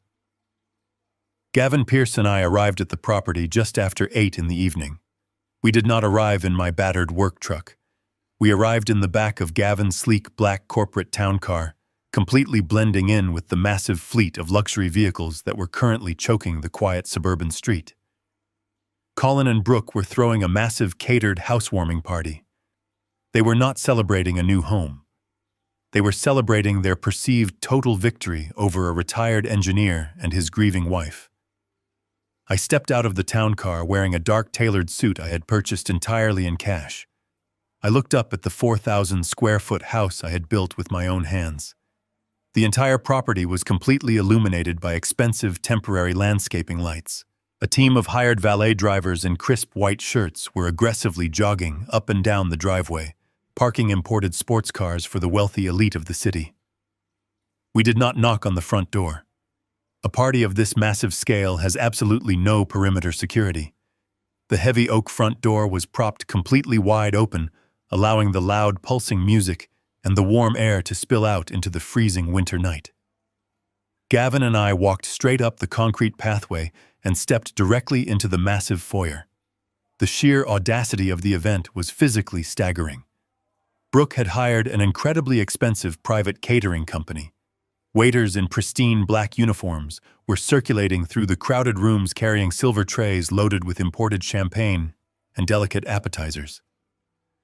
The house was packed with over 150 guests. These were not friends or close family members. These were elite corporate investors, private venture capitalists, and high-ranking municipal politicians. This was a calculated theater production, designed entirely to project massive financial stability. I stood quietly near the heavy stone fireplace in the main living room, completely unnoticed by the arrogant crowd. I watched my son holding court near the massive bay windows I had personally installed 20 years ago. Colin was wearing a ridiculously expensive velvet tuxedo jacket, holding a crystal glass of champagne and laughing loudly. He was aggressively playing the role of the brilliant young technology visionary. He was telling a circle of wealthy investors about his revolutionary software algorithms, completely ignoring the absolute fact that his entire operation was a catastrophic financial failure built entirely on forged federal documents. He looked so incredibly confident standing on a floor that did not belong to him. Brooke was operating on the opposite side of the massive room, entirely in her element. She was wearing a stunning designer evening gown and aggressively dragging a group of wealthy corporate wives through the main hallway. I listened as she loudly pointed out the beautiful antique oak trim around the door frames, claiming she was absolutely exhausted from dealing with the pathetic, obsolete tastes of the previous owners. She promised her wealthy friends that she was going to bring in a massive demolition crew on Monday morning to tear out the entire kitchen and replace it with imported Italian marble. She was actively bragging about destroying my life work while drinking expensive champagne paid for by the stolen equity of my home. The level of supreme entitlement radiating from her was absolutely toxic. But Gavin Pierce gently touched my shoulder and directed my attention away from the foolish children. He pointed toward the large formal dining room where the true apex predator of the evening was currently holding his audience. Gordon Sullivan, the billionaire commercial real estate developer, was standing at the head of my long mahogany dining table. He was a physically massive man who commanded the absolute attention of everyone in his immediate vicinity. He was surrounded by 4 men wearing conservative gray suits. Gavin leaned in and quietly informed me that those 4 men were the primary regional directors for the massive international bank Gordon was currently lobbying. Gordon was actively using my housewarming party as a strategic corporate presentation. I moved slightly closer, blending into the shadows of the hallway, so I could hear the exact words of the man who had orchestrated the theft of my property. Gordon had a booming, arrogant voice that carried easily over the loud party music. He poured an incredibly expensive glass of scotch for the lead banker and proudly threw his arms wide open, gesturing to the massive house around him. He told the international bankers that this specific property was the absolute perfect example of his brilliant corporate strategy. Gordon loudly bragged that his holding company, Apex Summit Holdings, had just acquired this pristine, heavily appraised piece of suburban real estate for absolutely pennies on the dollar. He completely omitted the fact that he had aggressively exploited his own son-in-law to steal it from an elderly couple. He looked the lead banker directly in the eyes and stated that the massive unencumbered equity trapped inside these walls was exactly the kind of solid, reliable collateral he was bringing to their $70 million commercial construction loan. He promised the bankers that his financial foundation was completely bulletproof and that they had absolutely nothing to worry about. He laughed a deep, booming laugh and drank his scotch, entirely confident that he had successfully manipulated the entire financial system to his absolute advantage. I stood in the shadows of my own hallway and listened to the billionaire build his massive house of cards directly on top of my stolen foundation. He was promising international bankers millions of dollars in secure equity while standing inside a house that was legally tied to a massive federal wire fraud investigation. He had absolutely no idea that the quiet, retired structural engineer standing just 20 feet away from him was holding the definitive digital detonator in his pocket. The arrogance in the room was so thick, it was almost suffocating.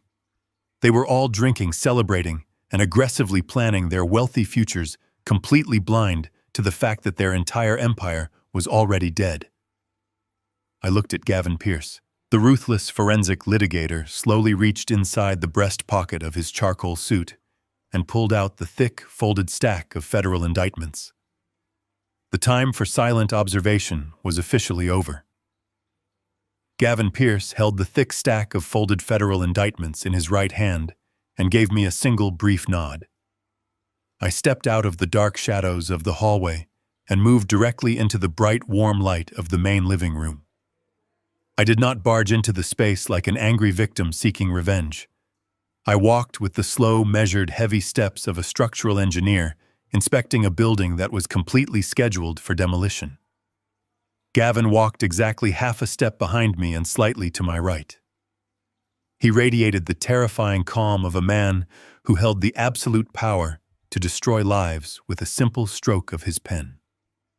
We moved through the crowded room, and the physical atmosphere began to change almost immediately. The expensive catering staff were the very first to notice the shift in the room. A young waiter carrying a silver tray of tall champagne flutes stopped walking and pressed his back tightly against the wall to let us pass. He recognized instantly that we did not belong to the wealthy, arrogant crowd laughing and drinking all around us. We were a completely foreign element entering a closed ecosystem. As I walked deeper into the massive room, the loud conversations began to falter and die out. The elite corporate guests naturally parted ways to clear a wide path for us. They did not know who I was, but the sheer gravity of my silent approach caused a ripple of deep unease to spread across the polished hardwood floor. The loud pulsing party music continued to play through the expensive ceiling speakers, but the human noise in the room rapidly evaporated. The temperature in the massive space seemed to drop 10 degrees in a matter of seconds. Brooke was the very first person to actively recognize me. She was standing near the custom kitchen island, holding a crystal glass and laughing loudly with 3 women wearing incredibly expensive jewelry. She turned her head, and her arrogant, triumphant smile vanished instantly. Her face flushed red with sudden, unfiltered rage.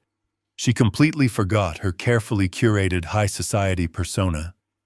She slammed her crystal glass down onto the granite countertop so hard that the fragile stem almost shattered under the impact.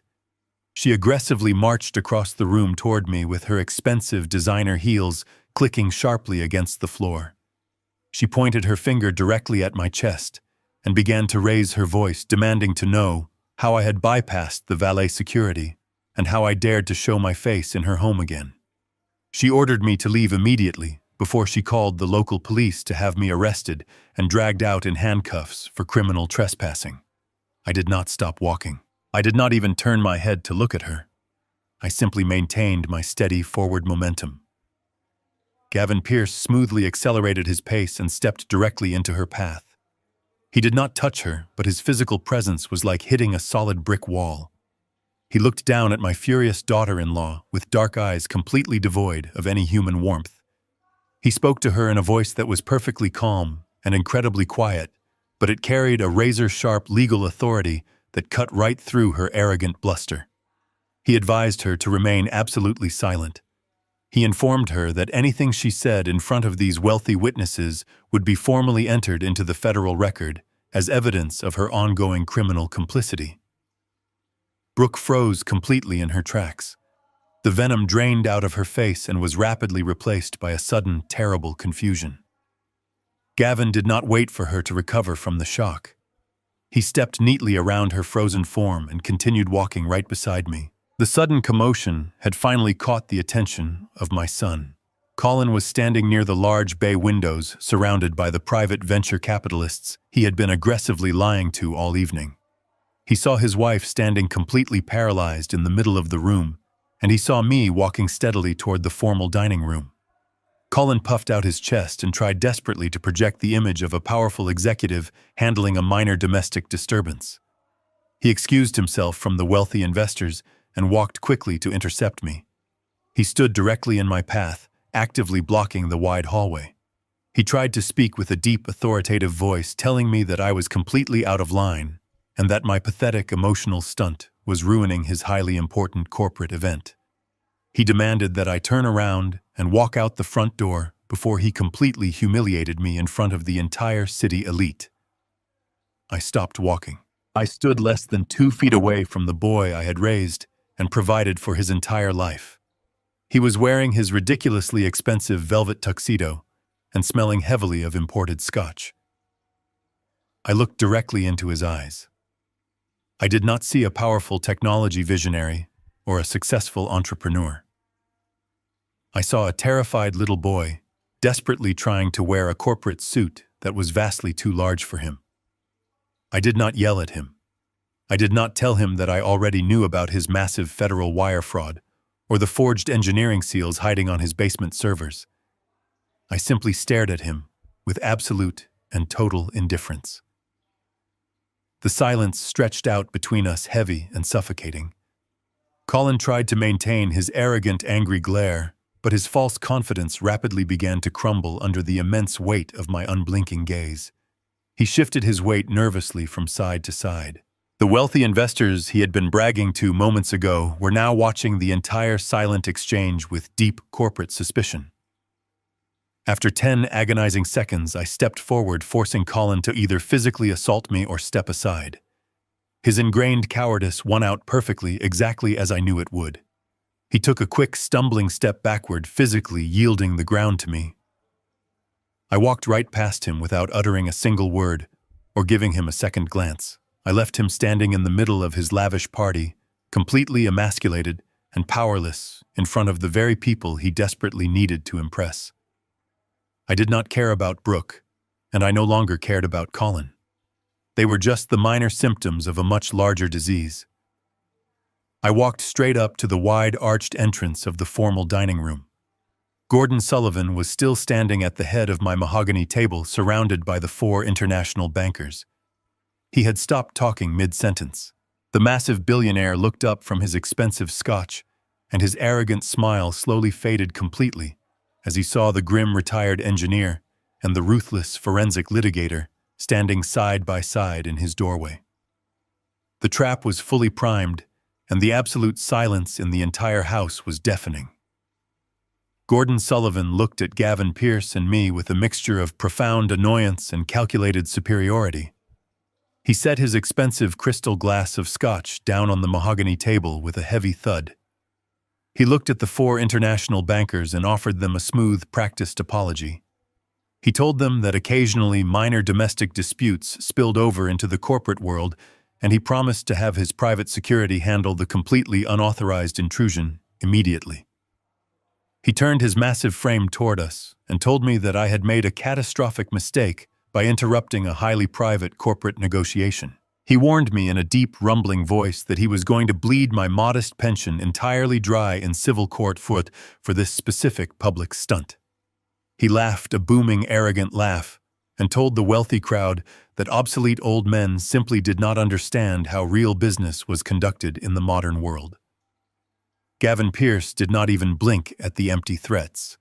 He stepped right up to the head of the mahogany table, completely invading Gordon's personal space. Gavin did not raise his voice, but he spoke with a crisp, piercing clarity that carried perfectly to every single person in the massive dining room and out into the crowded hallway. He introduced himself formally to the 4 international bankers. He gave them his full legal name and the name of his ruthless forensic litigation firm. The lead banker, a tall man with silver hair, immediately recognized the name of the firm.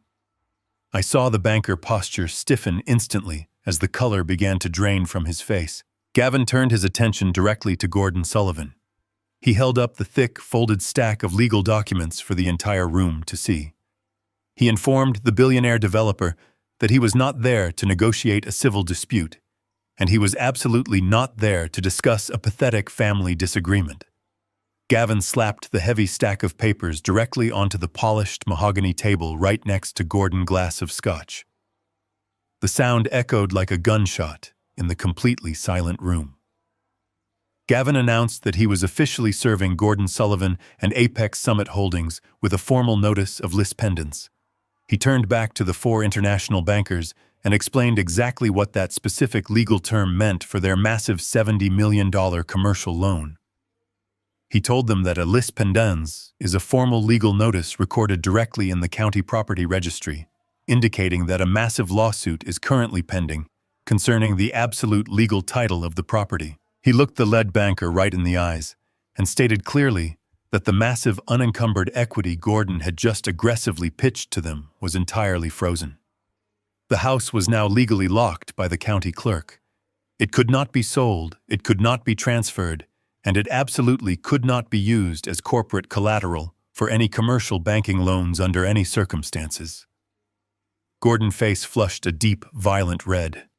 The thick veins in his neck bulged against his expensive silk tie. He slammed his heavy fist onto the dining table, violently rattling the expensive silverware and spilling his scotch across the polished wood. He loudly declared to the panicked room that the Lispendens was nothing but a pathetic, frivolous stall tactic filed by a bitter, angry old man. He assured the bankers that his massive team of aggressive corporate lawyers would have the notice completely dissolved by a local county judge before noon on Monday.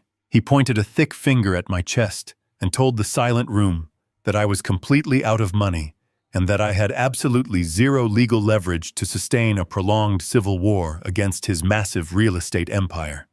He demanded that we leave his property immediately before he destroyed my entire life.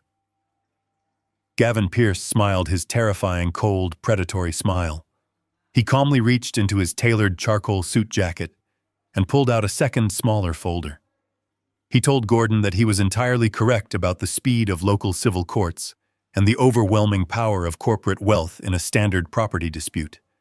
But Gavin clarified in a voice as sharp as broken glass that we were absolutely not relying on a local civil judge to settle a simple family property dispute. Gavin slid the second folder deliberately across the mahogany table. He announced to the completely silent room that the secondary document was a certified copy of a formal criminal report filed directly with the Federal Bureau of Investigation exactly 4 hours ago. Gavin pointed his heavy silver pen directly at my son, who was cowering in the hallway right behind us.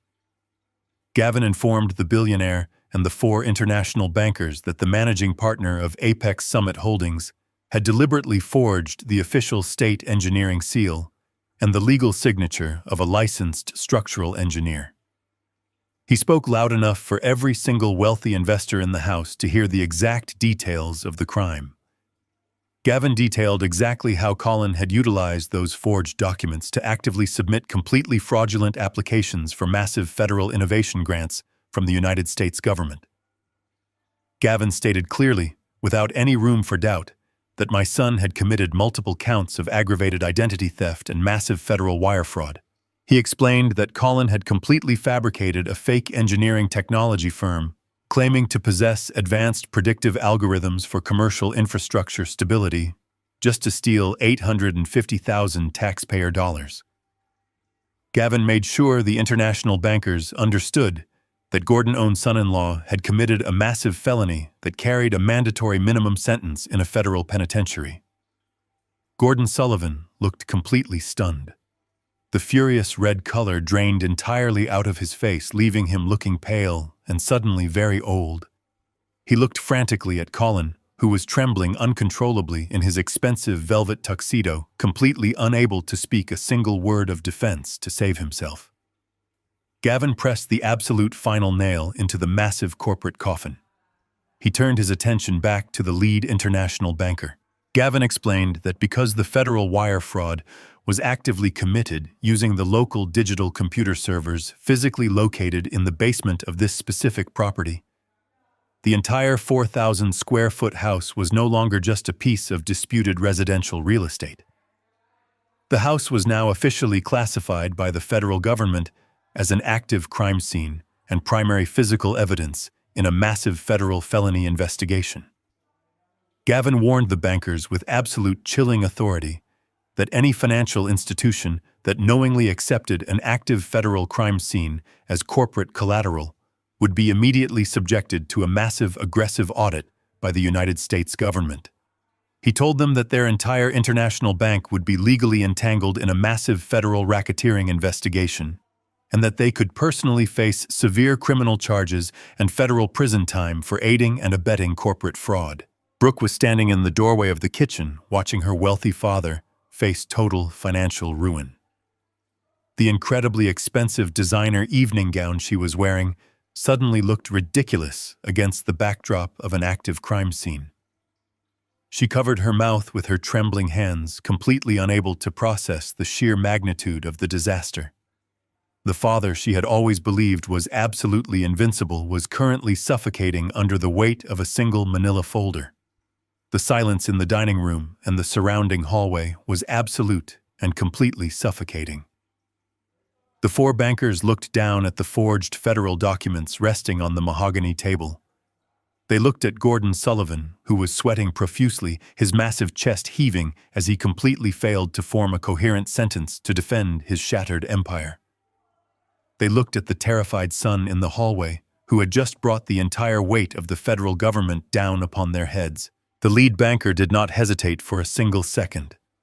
He slowly reached out and picked up his expensive leather briefcase. He did not say a single word of farewell or apology to Gordon. He simply buttoned his tailored suit jacket and walked deliberately out of the dining room. I watched the lead banker walk away, and I felt the deep, profound satisfaction of a master structural engineer watching a perfectly executed, controlled demolition. I did not need to plant physical explosives to destroy Gordon Sullivan. I simply found the absolute weakest stress fracture in his massive corporate foundation, which was his own boundless greed and his blind trust in my incompetent son, and I applied the exact precise amount of legal pressure required to trigger a total catastrophic collapse. The house was no longer a luxury asset. It was a concrete anchor tied directly to Gordon's neck. The other three bankers immediately followed his exact lead.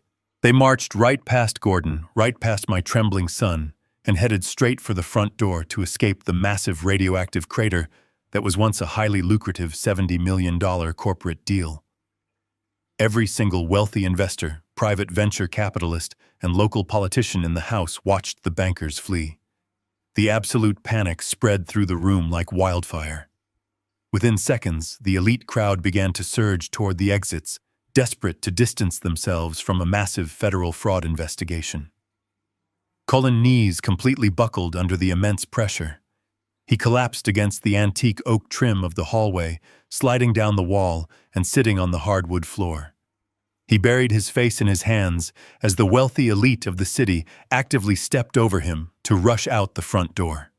He was entirely broken, stripped of his false genius, and exposed as a pathetic federal criminal. Gavin Pierce looked at Gordon Sullivan, who was now standing completely alone in his empty dining room.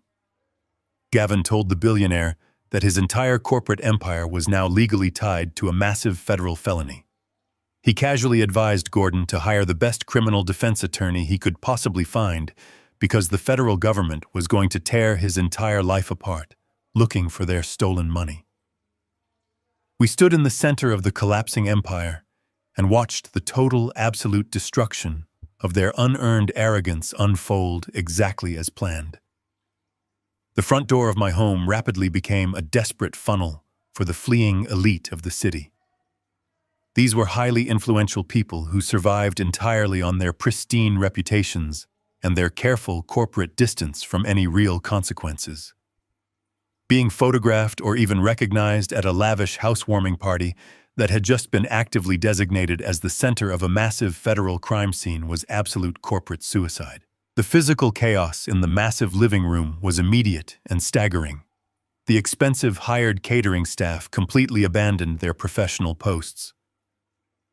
Waiters dropped their heavy silver trays directly onto the imported granite countertops, causing fragile crystal champagne flutes to shatter and spill expensive vintage wine across the pristine white carpets.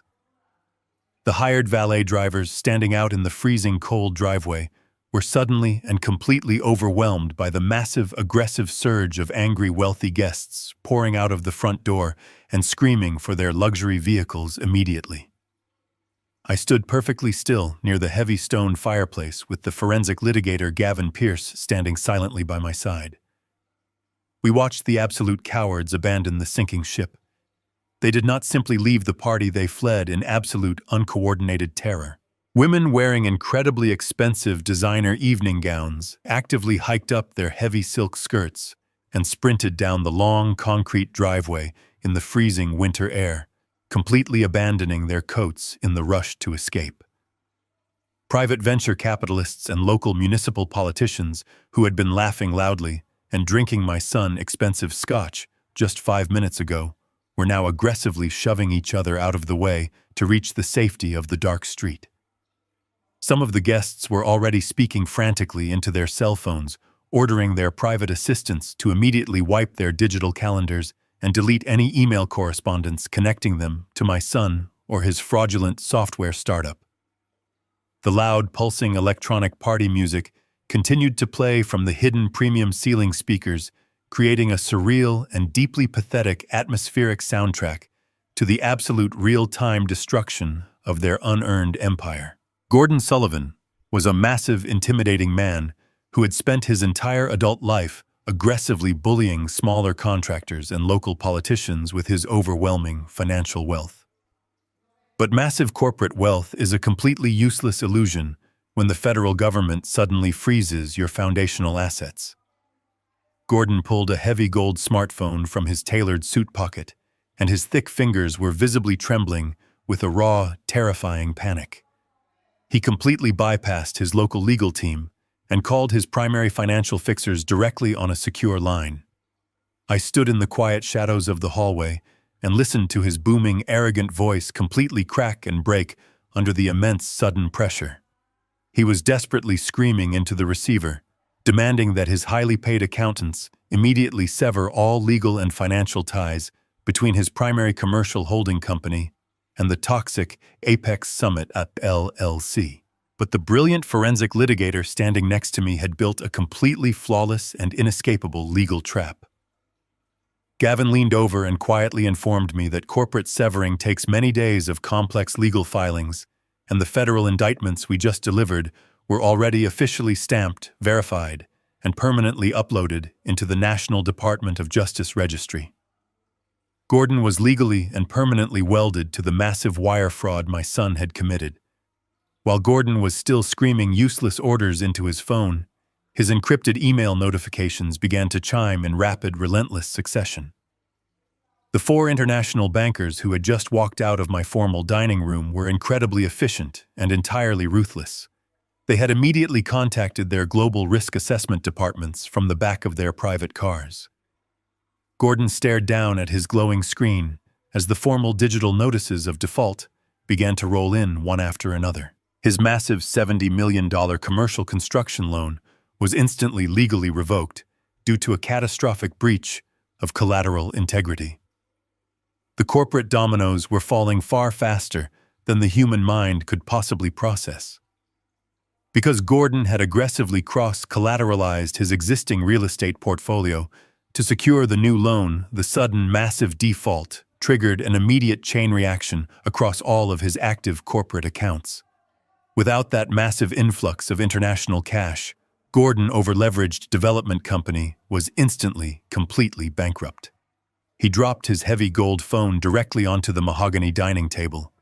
The expensive glass screen shattered violently against the polished wood. The billionaire real estate developer grabbed his chest and slumped heavily into one of the dining chairs, struggling to pull air into his lungs, as he fully realized he had just lost a 30-year corporate empire simply because he was far too greedy to use his own money as collateral. My daughter-in-law, Brooke, finally moved away from the safety of the custom kitchen doorway. The arrogant, triumphant woman who had brought an armed municipal police officer to publicly humiliate me in my own driveway just 2 weeks ago was completely gone. Her carefully curated high society persona had instantly evaporated, leaving behind nothing but a cold, desperate parasite searching for a new host to drain. She walked very slowly into the center of the devastated living room, stepping carefully over the discarded broken champagne flutes and the abandoned designer winter coats. She looked into the formal dining room at her father, who was leaning heavily over the table, gasping for air and clutching his chest in the grip of a massive panic attack. She did not rush into the room to comfort him. She did not call for an ambulance or even offer him a simple glass of water.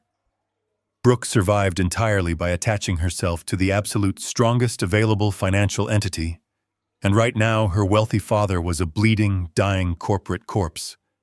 She turned her cold, calculating eyes away from the dining room and looked directly at my son. Colin was still sitting on the hardwood floor in the main hallway, with his face completely buried in his trembling hands. Brooke marched aggressively over to him, and her voice was entirely stripped of all its previous manufactured sweetness.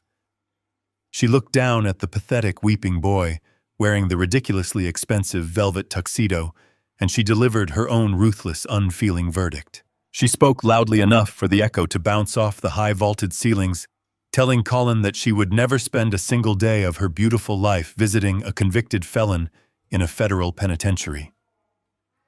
She told him with absolute venom that she was personally contacting the most aggressive divorce attorney in the city the very next morning to completely dissolve their brief marriage and legally insulate herself from any of his impending criminal restitution charges. She pulled the massive custom diamond engagement ring off her left finger and threw it aggressively onto the floor right next to my son. The heavy, expensive ring bounced across the polished hardwood and rolled away, disappearing completely into the dark shadows under an antique console table. She did not shed a single emotional tear for the sudden destruction of her marriage or the downfall of her family. She simply turned her back on her weeping husband, turned her back on her ruined, gasping father, and walked straight out the front door into the freezing winter night, leaving them both entirely alone to drown in the massive wreckage they had created. The massive 4,000-square-foot house was finally completely empty, except for the four of us. The expensive catering staff had vanished into the night. The wealthy, arrogant guests were entirely gone. Only the desperate victims of the collapse and the quiet architects of the demolition remained inside the walls.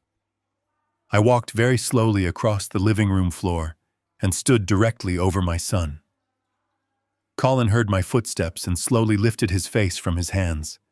His eyes were red-swollen, and he looked completely, entirely shattered. He looked up at me with the desperate, pleading eyes of a terrified young child who had just broken a window and was waiting for his father to fix the problem. He opened his mouth to speak, perhaps to offer a pathetic apology, or to beg me to call the federal authorities and desperately claim that the forged engineering seals were just a massive, simple misunderstanding.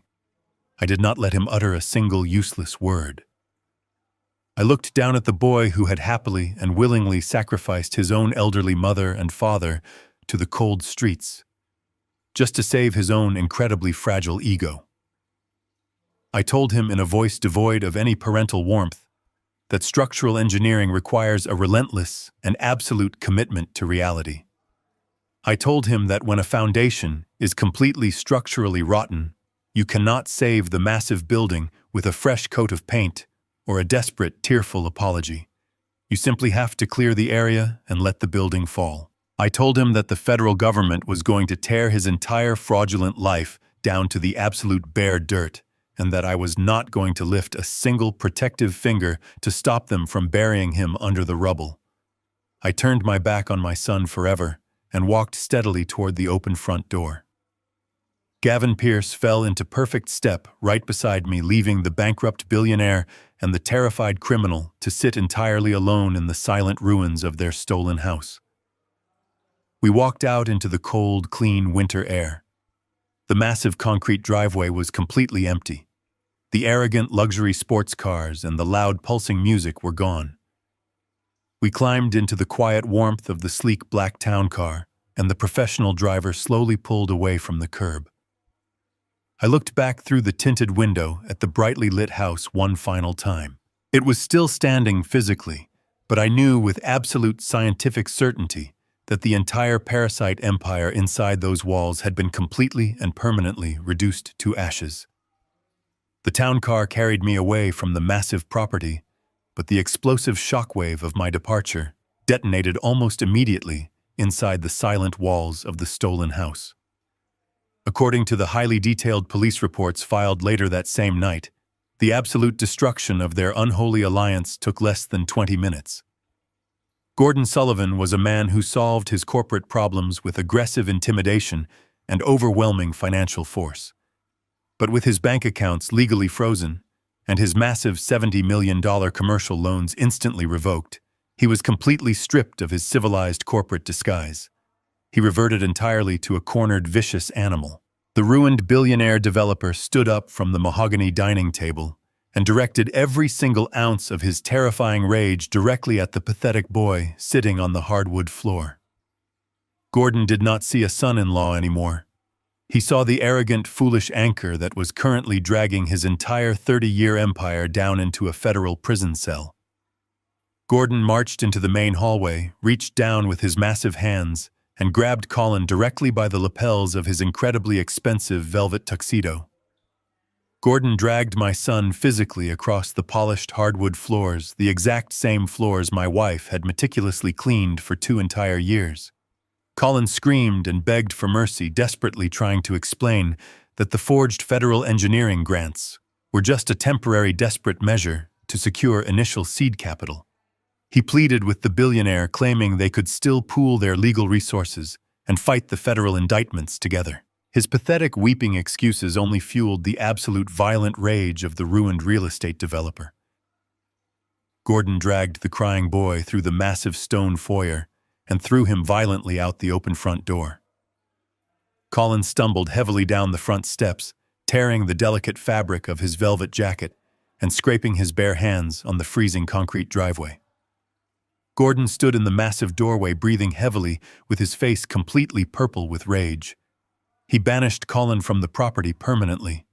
He roared into the quiet winter night that if Colin ever stepped foot near his daughter or his corporate offices again, he would not bother calling the police to handle the trespassing. Gordon violently slammed the heavy oak door shut, throwing the heavy brass deadbolt and locking my son outside in the freezing cold. Colin was completely abandoned, standing shivering on the exact same driveway where he had arrogantly evicted his own parents just 2 weeks prior. The poetic justice of the moment was absolute. He had absolutely no cash in his pockets, no access to his federally frozen bank accounts, and nowhere to sleep.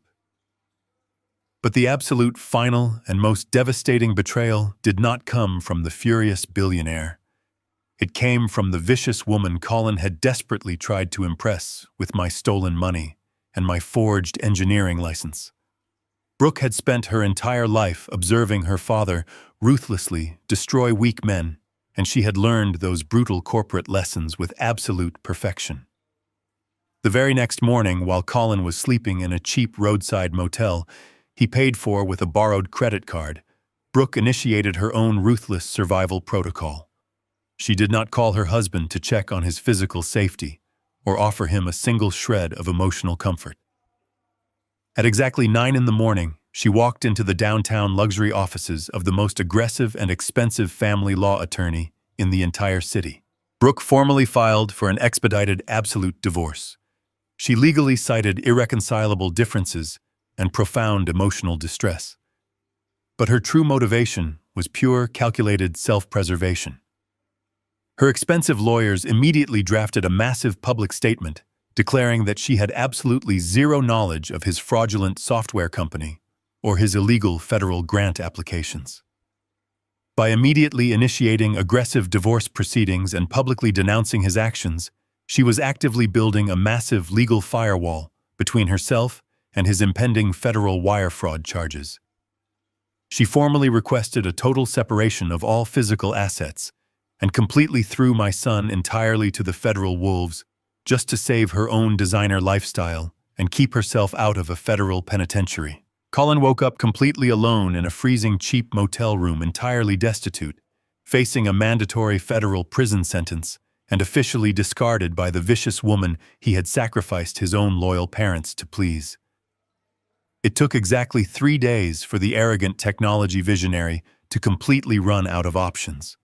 The heavy rain was pounding against the single small window of our third-floor motel room when the violent knocking began.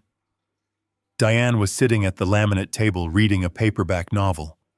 She looked up at the heavy metal door with a sudden flash of panic in her eyes. I placed my hand gently on her shoulder and told her to stay exactly where she was. I walked over to the door and looked through the small glass peephole. Standing on the exterior concrete walkway, soaking wet and shivering violently in the freezing rain, was my son.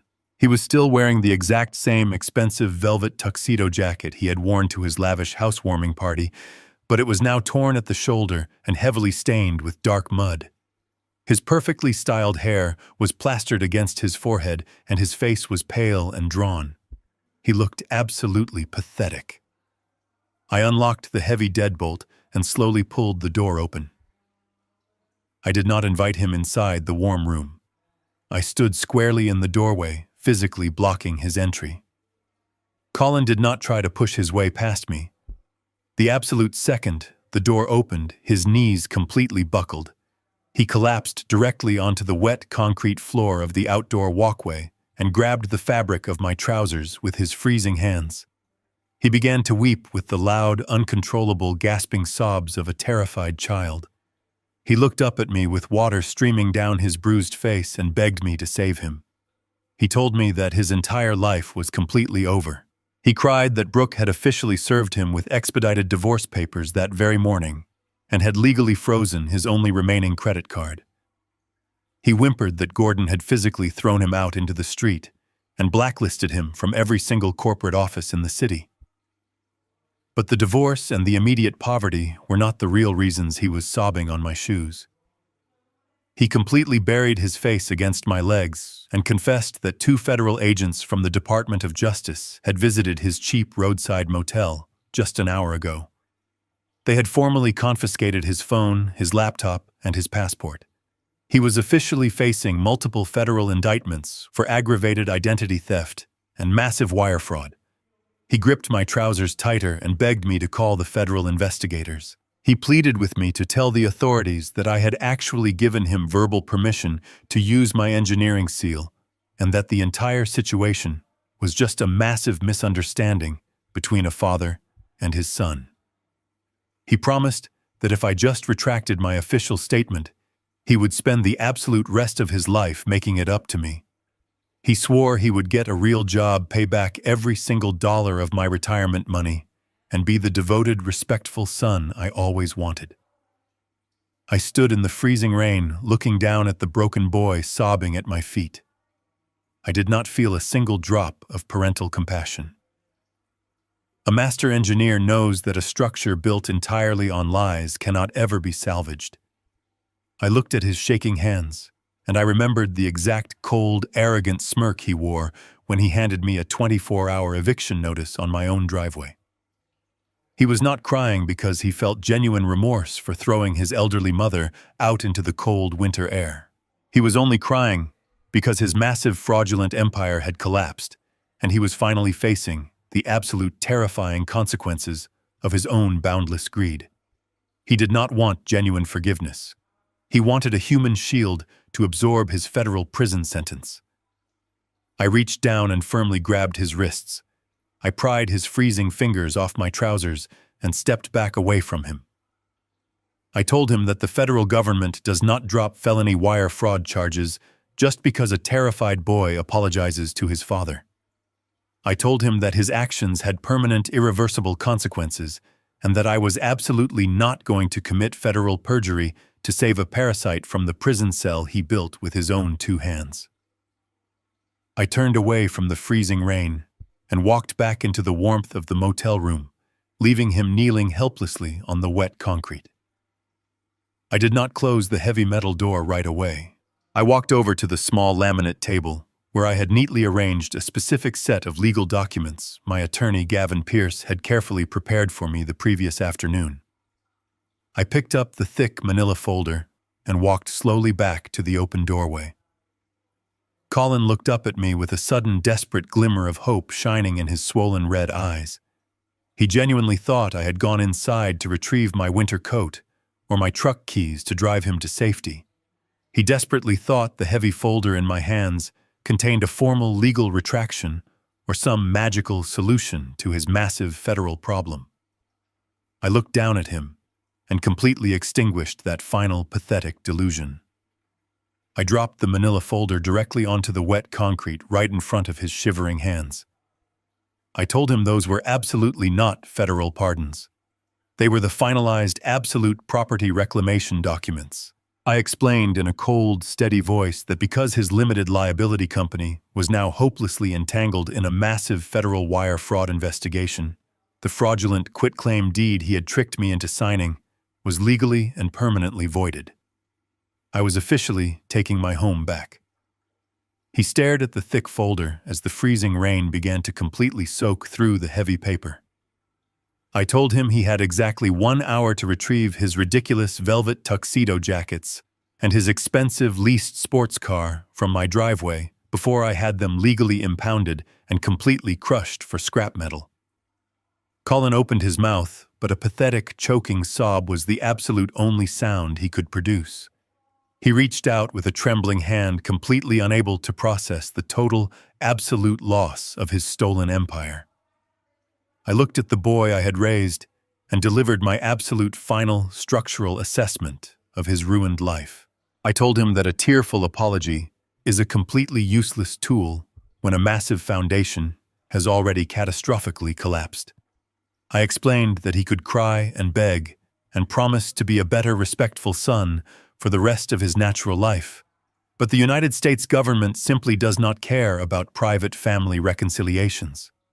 The Federal Bureau of Investigation absolutely does not drop massive felony wire fraud charges just because a terrified young man finally feels remorse for stealing from his elderly parents. I told him that he had built his entire life on a massive, fragile foundation of arrogance and greed, and now he was going to spend the next decade in a federal penitentiary paying the absolute physical price for his own structural failures. I did not reach down to offer him a final comforting hug. I did not tell him that I loved him or that everything would eventually be okay. I looked directly into his terrified, weeping eyes, and I told him that he was absolutely no longer my son. He was simply a catastrophic hazard that I had successfully and permanently removed from my property. I stepped backward into the quiet warmth of my room and pulled the heavy metal door completely shut. I turned the thick brass deadbolt with a loud, definitive click, permanently severing the toxic bloodline and leaving him entirely alone in the freezing dark. 2 days after I closed the heavy metal door of the motel, the massive federal freeze on our property was officially lifted for the rightful owners. Gavin Pierce had executed the legal reclamation with his usual terrifying efficiency. The fraudulent limited liability company was entirely dissolved, and the deed was safely back in my name. I drove my heavy work truck up the familiar concrete driveway under a clear winter sky. The luxury sports cars were permanently gone. The loud, arrogant music was gone. The entire 4,000-square-foot house was completely silent. I walked up the front steps with Diane holding my arm. She was no longer the weeping, broken woman I had found standing at the front gate holding a single overnight bag. She walked with her head held high, completely insulated by the absolute security I had restored. Before we even unpacked our modest bags, I called a private security firm. Within an hour, a team of technicians arrived and completely stripped out the old smart home system my son had installed. They replaced every single brass lock on the doors and installed a heavily encrypted local security network that could never be accessed remotely. The physical perimeter was permanently secured against any future parasites. That evening, Diane and I sat together on the back porch, looking out over the quiet suburban yard. We drank hot coffee and watched the winter sun slowly set behind the massive oak trees I had planted 3 decades ago. We did not speak about the boy who used to live in the upstairs master bedroom. We did not mourn the loss of our only child or the vicious daughter-in-law who had tried to bury us. Those people were simply ghosts caught in a federal machine of their own making. I spent 40 years of my life building massive structures designed to withstand catastrophic failure. But the most important structural lesson I ever learned was that you cannot ever build a peaceful life on a rotten foundation of toxic family loyalty. True family is absolutely not determined by shared blood. It is determined by shared respect and unwavering loyalty. I lost a treacherous son, but I preserved my dignity, my home, and my absolute peace of mind. The foundation is strong again, and this time it will never crack. Thank you for listening to my story today, and remember to always protect your own foundation.